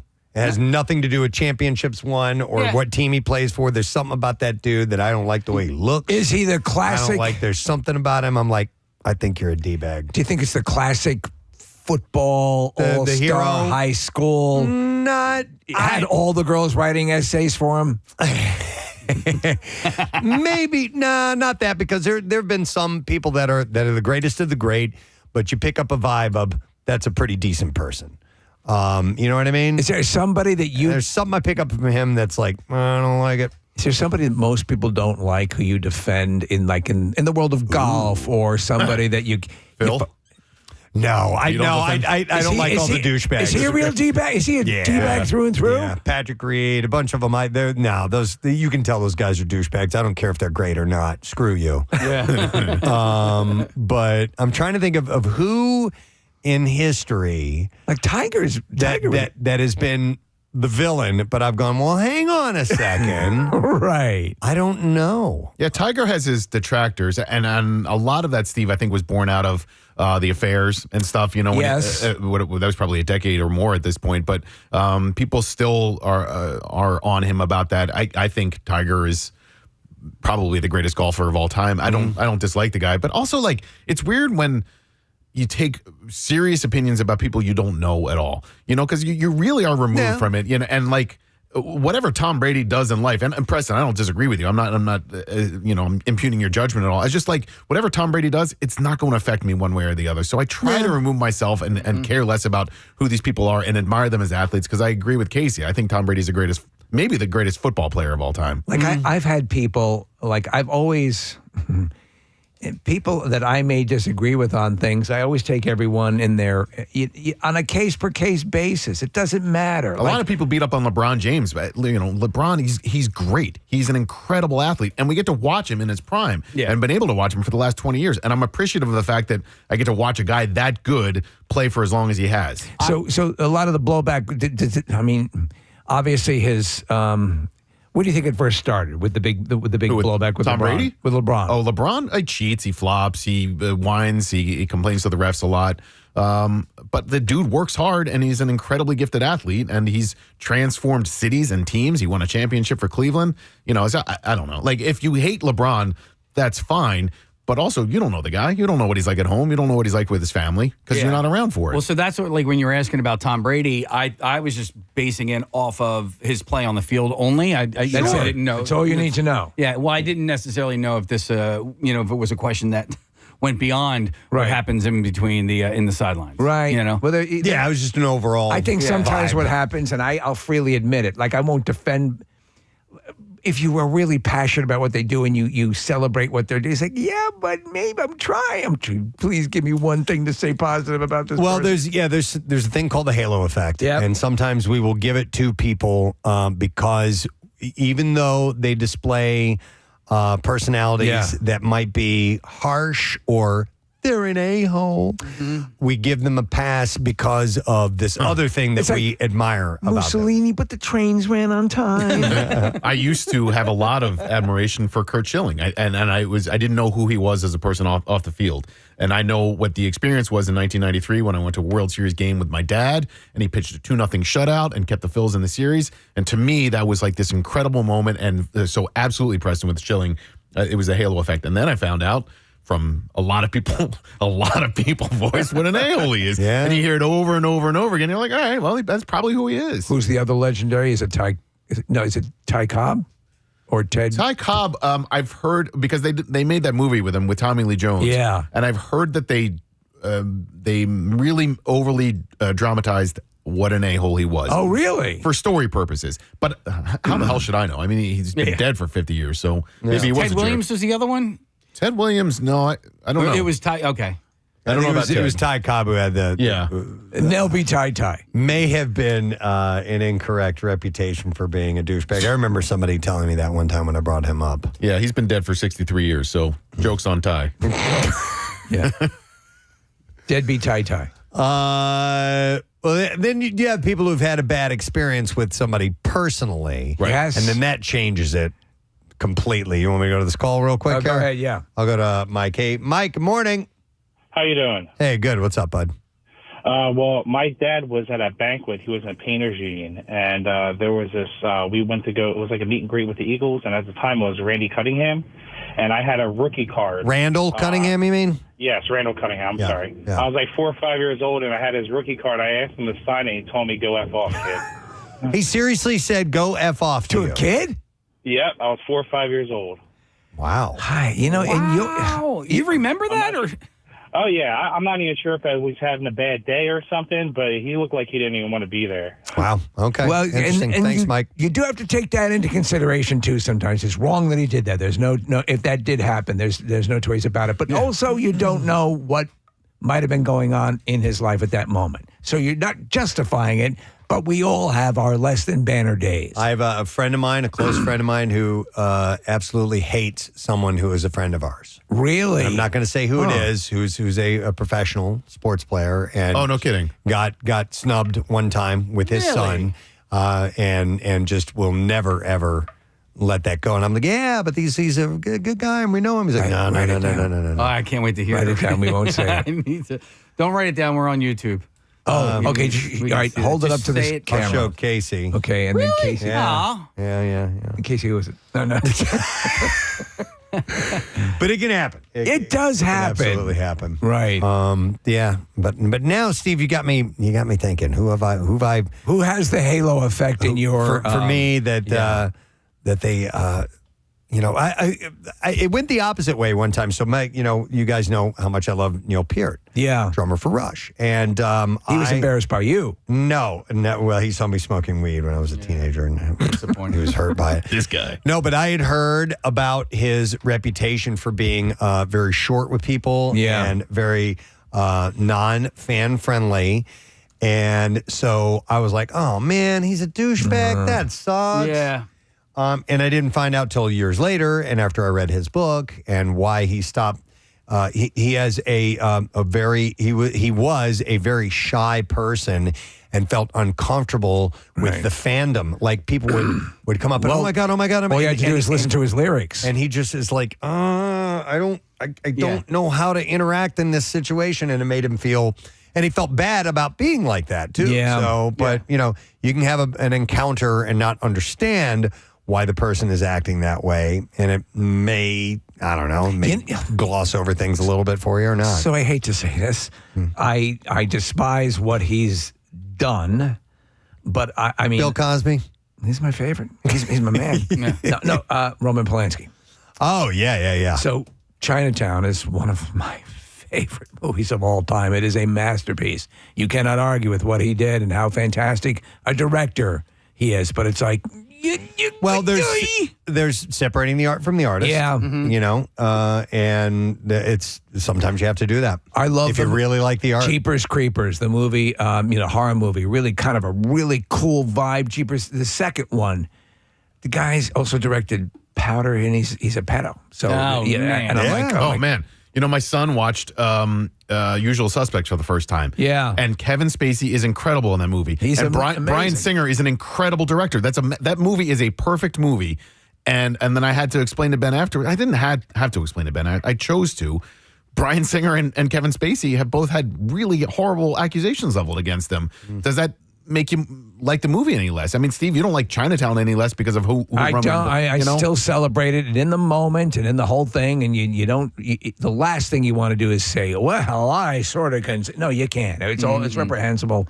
But you're right. Separating the art from the artist or the sports star or the person who is a prick like Ty Cobb or whatever that at least we understand. I never knew him. Right. But I mean, doesn't take away from the achievement. Yeah, I think Mussolini's train schedule. Right, but like when something is already said and done, I think it's a little bit different than if something is still going on, meaning I can't root for this person anymore. They do have a sordid past, and they're still currently playing. Right. It's like, oh, can I? Like Ray Rice. He did what he did. Like if for some reason the Eagles ended up signing him and they won a Super Bowl with him, I don't know how I could possibly cheer that along. You know what I mean? Now, did Mussolini have a great transit system that I was not aware of? Is that one of the things? Always the thing about Mussolini is that the trains ran on time. He was a fascist, but the trains ran on time. I didn't know that. Wow. Okay. Well, anyhow, we do have another clip I want to play from the roast. From the roast, and if this clip isn't good, I blame Craig Legons. Okay, because he told us to play it. This is Nikki Glazer. Oh, she was amazing roasting him. Here we go. Tom also lost $30 million in crypto. Tom, how did you fall for that? I mean, even Gronk was like, "Me know that not real money." Even who was like a Gronk? So she goes, me know that not real money. And Gronk sitting right there just busted out laughing. Oh, that's great. She is a dynamo at the roast. She writes her stuff. And it'd be great to get her back on the show. There's a picture of her standing next to Kevin Hart. She's got to be standing on something. Yeah, or it's photoshopped maybe, but yeah. Well, she says, she's basically talking about she's running out of time. She goes, I'll be Kevin Hart about this. Here's a quote, Steve. She goes, should I go hard on Kevin Hart or should I be the bigger person? Oh, that's great. That's good. Wow. All right. Well, anyhow, listen, we should take a break because we got to check in with these guys again in a little while, and we have to try and stay on for time for Good Money It. Yeah. Kathy's Cuts is happening today, so we are doing our best to cover all the bases there because we have Gravity Hair Salon in Ambler, David Arnold Salon in Jenkintown, and Vibe Salon in Mount Laurel. And I just realized I'm gesticulating like Bill Weston. I'm moving my hands around. I don't know why. So it begins. There's a lot taking place. I need you to stop talking. Yes, all right, we will do that, Bill. We're going to take a break, and we'll be right back. Stay with us. And that's your traffic on 93.3 WMMR. Kath, we got about a minute and a half or so left, so we got a little bit of time to hear more about Kathy's Cuts. And we were just talking off air. You guys are, the final appointments are starting to get lined up, right? Yeah, the last of the morning are rolling in now. They're checking in and they're getting placed in their seats. I have to say, from the two salons that I've visited and from pictures that Aaron is sending me from David Arnold Hair Salon, I think this might be a record for men that have donated. There have been so many men come through here. Yeah, we only had two little kids here. I was only at Vibe in Mount Laurel for a short period of time, but I didn't see any children go through there. So from what I'm seeing, it's a lot of guys. Yeah, we were watching a lot of the video from your location, Kathy, and it seemed like there were a bunch of dudes. And you said this morning out of the gate, I think 5 or 6 of the chairs had guys in it. So it's pretty wild. Yeah, the first appointments over at Vibe were all guys, 5 chairs filled with guys, and then 2 women showed up to fill the other chairs. But a lot of guys at all of the salons, and but you know what? It doesn't matter as long as they meet the requirements. Yeah. Which typically guys, a lot of guys won't dye their hair, and that's what they need are these long, strands of hair that aren't dyed, that aren't damaged with bleach or anything like that. Yep. And the guys always seemed happiest when it's done too. You know what I mean? They always seem like, hey, look what I did. It's awesome. And you know what? The women that I have seen, a lot of them doing like super short haircuts. Oh, wow. Okay. Like down to like pixie cut, like really, really short? Yes. Wow. Yeah, really short. You know what? haircuts, Yeah. If you're going to get that much haircut, go for it. My wife does. When's the next time you're going to do that? Go for it, and why not? Give it a shot and see if it works for you. Yeah, Steve, a lot like Claire's hair. That's what I've been seeing people get is that real short haircut. And hey, listen, before I go, I just want to thank Dunkin' Donuts because they brought coffee, donuts, bagels to all 3 of the salons. And then True Beauty Concepts, although we're not at their location this year, they did still donate all of the hair products for the stylists to use today and gift bags for everybody that's donating. That's fantastic. All right, Kath, we're going to let you go. Nice work for Kathy's Cuts this year. Thanks to everybody who was a part of it, and thank you to Aaron, and thank you to Jackie Bam Bam at the other locations checking in. Great work. You did it, and another one to be proud of. So, by the way, it's 10 o'clock. Let's do this. 93.3 WMMR Philadelphia. It's time for a Good Money It keyword. All right, and the word for you now is wallet. W-A-L-L-E-T. You have until 15 minutes after the hour to enter that. And 3 ways for you to do that very thing through WMMR.com or the MMR app, or you can text it to our special contest short code number, which is 45911. Again, the word is wallet. And one random entry wins $1,000 in our company-wide contest. Each winner gets a call from Beasley. Make sure that you answer your phone. Contest rules at WMMR.com. And it's sponsored by McLaughlin Plumbing, Heating, and Cooling. So the word to enter, wallet, W-A-L-L-E-T. Enter that now. WMMR presents Preston and Steve's Bizarre File. All right, some stories to share, and we're going to do that very thing. Sorry, I never turned the hair music off. Ladies and gentlemen.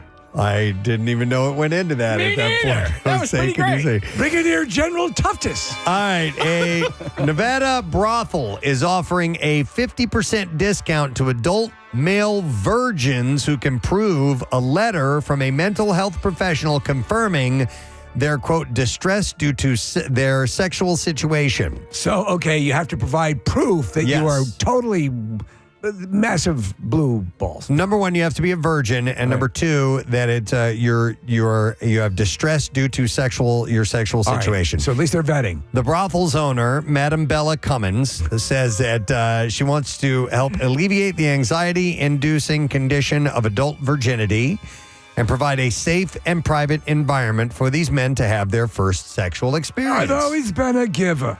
Cummins cites surveys showing over 6 million Americans aged 25 to 29 are still virgins, which she attributes to the increasing reliance on technology and social media, making it harder for young men to connect in person. Listen, sweetie, this is going to go bad if you stop calling me mommy. The brothel has welcomed hundreds of thousands of customers over the past 4 decades, including many first-timers, and Cummins hopes that this will help more men enjoy a, quote, untroubled and memorable sexual debut. Why don't you get out of that inner tube and get into bed with me? Oh, my God.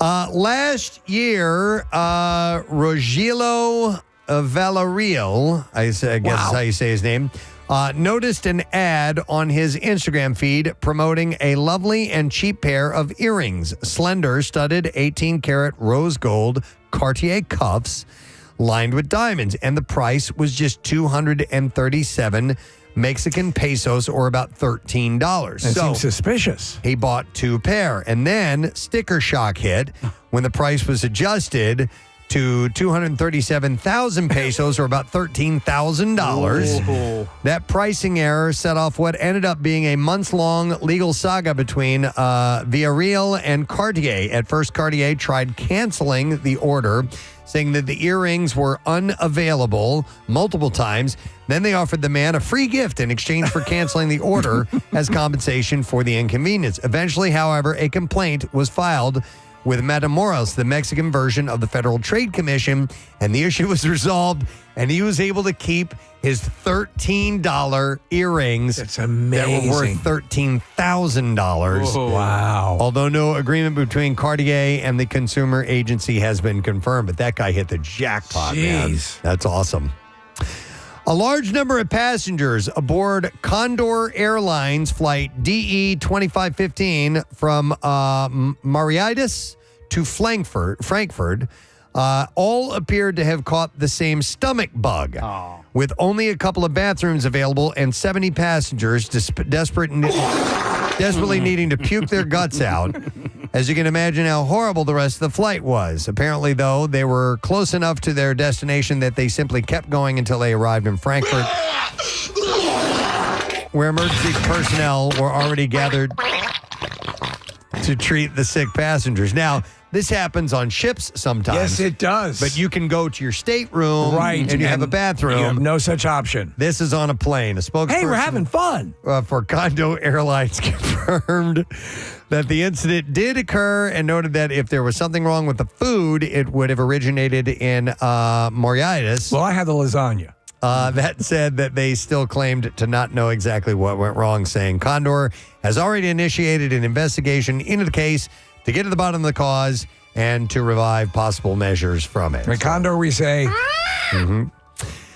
An 18-year-old Chinese girl who became so obsessed with her boyfriend that she tracked his every move and called him 100 times per day was eventually diagnosed with a condition that is called love brain. Love brain? Yeah, her That's name a is... band name. The case of Jiayu, an 18-year-old girl who became so obsessed with her boyfriend that she made both of their lives a living nightmare. The girl's unsettling behavior began in her first year of university when she became romantically involved with a boy whose name has not been revealed. According to Du Na, a doctor, Jiayu quickly became unnaturally obsessed with her boyfriend, wanting to know his whereabouts at all times, and freaking out when he didn't immediately reply to her texts. Love brain. Sounds like your average control-freak behavior, but according to the doctor, Jiayu suffered from the rare mental disorder love brain, and she was eventually restrained and taken to a hospital where she was diagnosed with a borderline personality disorder, colloquially known as love brain. Dr. Duna said that people affected by a mild form of love brain can usually recover and lead a normal life by simply learning to control their emotions. But in severe cases, such as hers, medical help is required. Is love brain similar at all to nutsack? Maybe. Love brain. Well, hanging brains. Creed. Exactly. Bratton was telling us about Hanging that. brains. Love brain is typically diagnosed in people who have not had a healthy relationship with their parents growing up. Oh, wow. I've never heard of love brain. Love brain, no. The first Tesla Cybertruck to visit Nantucket apparently made a bit of a show, and the newspaper reported about it.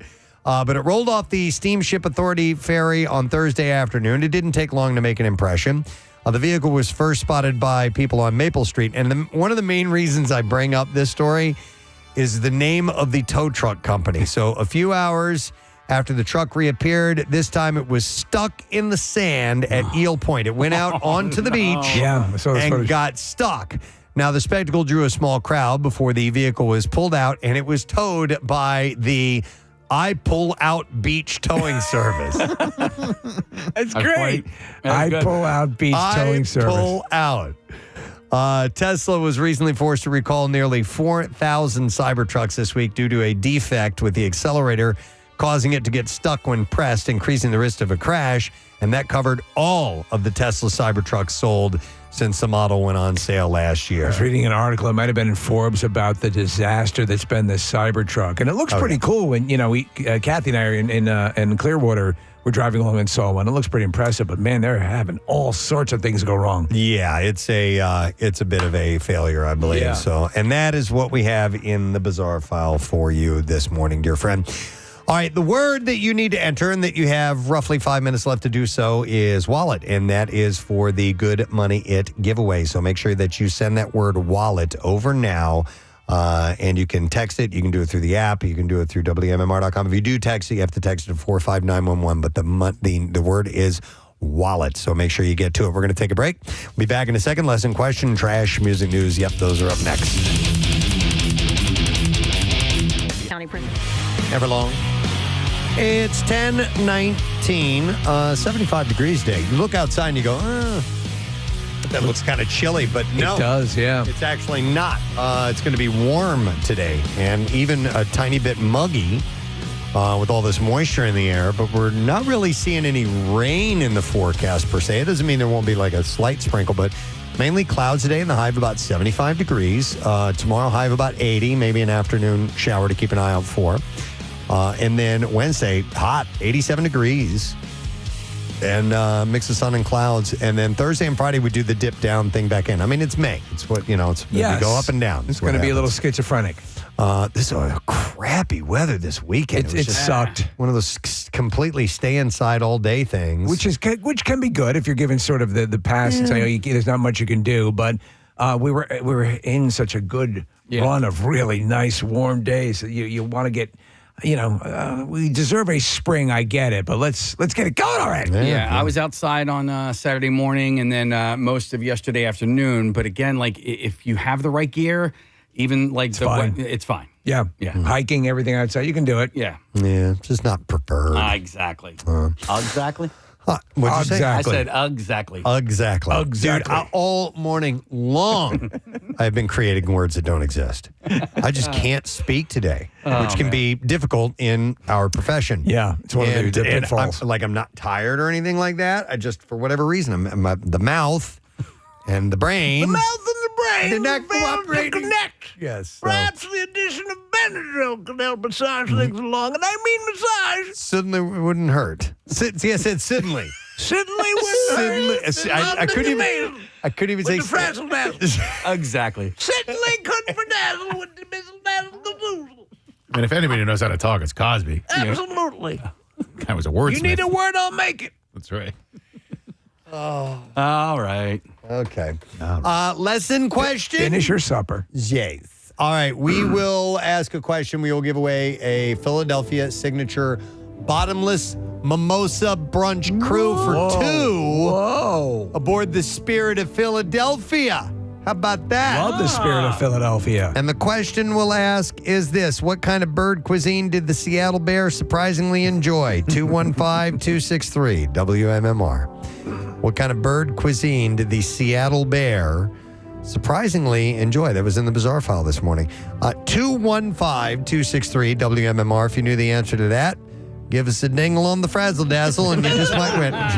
They'll do the trash while you call in. The trash business is a gold mine. 93.3 WMMR with Preston and Steve's Hollywood Trash. Brought to you by Delco Trim Light. You can visit DelcoTrimLight.com to schedule an estimate on installation of the coolest, permanent, programmable holiday lighting system around. What's going on this morning, Steve? Well, both Kendrick Lamar and Drake carrying on a feud by releasing diss tracks aimed at one another. Both rappers say this is the only way to determine things that need to be determined. Yeah. Hey! Vegas promoters canceled an outdoor festival concert featuring Janet Jackson, Usher, Snoop Dogg, and others due to high winds. The same promoters had a disaster last year when, despite 80-mile-an-hour winds, they failed to cancel the musicians who weigh less than 100 pounds festival. Oh, my God. Isaiah Lee, the man who jumped Dave Chappelle during his performance at the Hollywood Bowl, is suing the venue, saying he was injured by their security guards. Lee issued a statement saying that it is not unreasonable to expect a certain level of safety when he's attacking performers. Yeah. All right, thank you, Steve. Somebody answer the phone, please, and get us an answer to the stupid question. What was the question again? It was, what kind of bird cuisine did the Seattle Bear surprisingly enjoy? Oh, yeah. This was a good one. That's right. 215-263 WMMR is the number. We'll go to John, see if he knows the answer. Hi, John. Good morning. Presbo, totally Presbo. Yes, welcome. All right, John, what kind of a bird cuisine did the Seattle Bear surprisingly enjoy? The Eagles. No, you were guessing. Incorrect. Sorry about that, bud. All right, we'll go next to Britt. Hey, Britt. Hey, how are you guys doing? Good. Brett, all right, what kind of bird cuisine did the Seattle Bears surprisingly enjoy? The mama duck and her duckling. Yeah, the duck, yes. You got it. Thank you, Brett. Hang on. We're going to give you a Philadelphia signature bottomless mimosa brunch cruise for two aboard the Spirit of Philadelphia. And you can board the Spirit of Philadelphia for the best buddy brunch in the city. Enjoy a delicious chef-prepared buffet, bottomless mimosas, and DJ entertainment. Enjoy city landmarks like the Ben Franklin Bridge for your reserved table, the dance floor, or the roof deck lounge. So get on board. Their food is excellent. I've had a couple of events on the Spirit, and especially like their own chefs are awesome. Celebrating their 40th year together, which is awesome too. All right, let's do this. Now, Preston and Steve's Music News on 93.3 WMMR. Dickhead. Brought to you by Mini Melts of America. Breaking ice cream news. Get Mini Melts ice cream delivered right to your door on the Wawa app. You're just a few clicks away from enjoying your favorite Mini Melts flavor. Download the Wawa app today.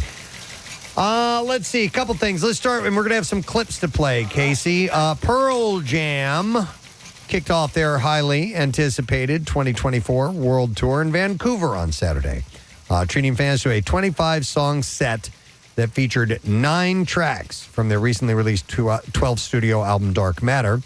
They played several songs from the new record for the first time. And, of course, they played early classics like Alive and Black and Daughter, as well as some deeper cuts like Leatherman. And we have a clip or two to play. What are we playing here? Playing the debut of Dark Matter, performed live for the first time on stage. Here we go.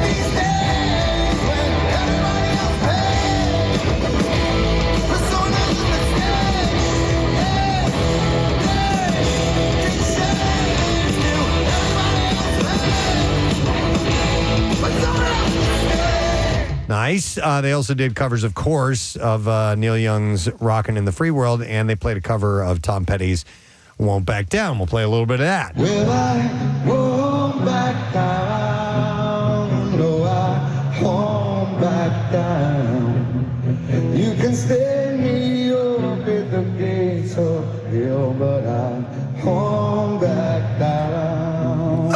Nick, is that one that they play from time to time? I've heard Ed do it solo, and I think maybe he started the encore with just him on acoustic guitar or whatever that was. But 9 new tracks off the new record, man, that's a lot. That's too many. Yeah, I mean, and like that's me being completely subjective about it. But I really like the new album a lot. But 9 new songs for the first show of the tour seems a bit excessive. We're just going to play just a couple, and by that I mean every single track on the new album. Seriously. For the concert. So if you've been leery about it or on the fence and unsure sure whether you like it, consider this a large lab experiment. That may not go your way. That's why it is always a good idea to listen to the new album before you go. I think so. To a tour, if you can. That's very good advice, Preston. Thank you, Ed. At least spend 1 or 2 listens, and that way you won't be completely blindsided and It's everything. not like we're going to play the whole album. We're just simply going to play every single track on the new. I just looked it up. There's 11 songs on the new record. Hey, we left 2 off. Yeah, what's up? They weren't that good. Wow. All right. Well, I hope you had fun in Vancouver. And it's we funny. played one of the 9 2 more times. Just technically, there's 11 tracks. I've told this before. Bill Weston went to see Rush when they did their Clockwork Angels tour, and they were very clear about the fact that because it was a concept album, they were going to play the overwhelming majority of the album. It's the whole basis. And then they were going to break and they were going to come back and they were going to play other songs. And I guess Bill didn't get the memo, or he just, or he didn't care, but he was just like mad that they played all this new material. The hell is this? I was like, Bill, they promoted the fact that they were going to do this. Everybody do it. So that's why I listened to the record like 4 or 5 times through to make sure I was up to speed on some of it. And no, There I was with Susie Cream Cheese watching the show. he just didn't get it. Yep. I get off. Well, That was the second half. Maybe he liked it better than I thought. So as for how long Eddie Vedder plans to keep going, he says the older you get, the better you are at living in the present, and added that the goal is to keep making music. He's actually right about that. Yep. Learning to live in the present. Yep. You got to stop and smell the roses. That's what my mom along the always way. said. Gearing up for the release of their highly anticipated new album, Neon Pill, on May 17th, KG Elephant has released another song from the upcoming album. They have already dropped Good Time, Out Loud, and Neon Pill. And now KG Elephant is giving fans another taste of the project with their latest single. It's called Metaverse. In support of the album, the boys are kicking off their 45-date tour across North America starting June 20th in Salt Lake City. KG has, of course, amassed several gold, platinum, and multi-platinum certifications, as well as over 5 billion streams, 2 Grammys as well. It's funny because I was watching Sarah Parker's interview with Motley Crue with Tommy Lee and Vince Neil, and I think they bring up the fact about how the whole model of releasing 12 songs at once, that people going to only really focus in on a couple anyway, and you're almost like incinerating them. Yeah. That and a lot of artists are just doing this thing now with it. Here's 3 or 4. Here's I'm down 2. with it. Here's so in other words, it's a more constant flow, but they can highlight everything a little bit more and let it breathe. You know? Yeah. The difference is you knew for sure new album meant tour. Yep. Yeah. And that now was it's the like thing. Yeah. song comes out here and there, and then somewhere down the road, maybe you'll hear about a tour announcement. But it was always hand in hand. Album, tour. You're going to buy the album because it's not like you're going to hear the whole thing in concert. Yeah. Yeah. Hey, Might quick, be ridiculous. you guys you were talking about the Cagey Elephant Tour, and you have a graphic up on the screen over there. I guess it's from their Instagram. Yeah. The Cagey Elephant, is that blurry or am I having a stroke? No, you're not having Do you smell burnt toast? It's a multi-layered lettering. Yeah, I don't Casey. like it. Yeah, it throws me off as well. Doesn't remind me of an elephant at all. No. It's a funky looking font. Funky looking font. All right, and that's it in music news. Funky looking font. It's almost like Anchorman. It's got it in my belly. That's what it sounded like. All right, we're going to take a break. When we come back, we wrap up the program, and we'll tell you about our Word of the Week prize. We'll get that letter and get it started. So stay put. We'll be back in a moment. Don't back down, actually. Tom Petty's won't back down. It is 10:41 in the Preston and Steve Show. Our program coming to an end for the day. It has been a very busy day today. We've had multiple locations. Yes. Broadcasting live for Kathy's Cuts once again. 17th year or so since this event has taken place. And so thank you to Kathy for bopping around. Thank you to not interns, she's not an intern any longer. Works our promotions department, Aaron. Yes. And also Jackie Bam Bam, who got up nice and early and headed out today. They were at a variety of locations: Gravity Hair Salon in Ambler, David Arnold Salon in Jenkintown, and Vibe Salon in Mount Laurel. And thank you to True Beauty Concepts for giving us the gift bags, and Duncan for supplying the coffee and refreshments. Thank you to Jen Frederick from Fox 29 for stopping by one location. Our friends from NBC 10 did some coverage as well. Rodney setting everything up. Yeah, and Rob and all our engineers and everybody that was part of it. It was a big undertaking. It is. It's huge. They got it going, and we made it happen. So thank you very, very much. It was a full morning. And thank you also to our one in-studio guest. It was Jen Graham, Regional Executive of the American Red Cross. You can now sign up for the I Bleed for Preston and Steve Blood Drive. That starts today. So go to PrestonandSteve.com and click on the blood drive and get started. 2 locations, live casino and hotel in Philly, and the Greater Philadelphia Expo Center at Oaks. And the appointments are available, like I said. So we would love to get you there. Pierre is going to be broadcasting from the live casino location. Yeah, that'll be fun. Yeah. Always. The date again is June. 14th. Oh my God, 14th, yes. Okay. Yep. That's what I thought. I just wanted to be sure. Yeah, great fun. Yeah, so thank you to everybody for today. And also don't forget Haber Horsham High School. You are voting for coolest teacher. All good in your world, man? Yes, we're carrying on and proceeding. All right, shall we proceed with the letter? Here we go. Preston and Steve on 93.3 WMMR. Now, the Daily Letter. The Preston and Steve Show is brought to you today by The Letter. C as in carry on. All right, and we will give away this week on Friday a 4-pack of tickets to your choice of these 3 concerts that are part of Live Nation's Concert Week. Cage the Elephant, Daryl Hall and Elvis Costello, or Incubus. You get to choose. Concert Week is here. Get $25 tickets to many of the area's summer concerts, and that's for 1 week only, on sale May 8th through the 14th.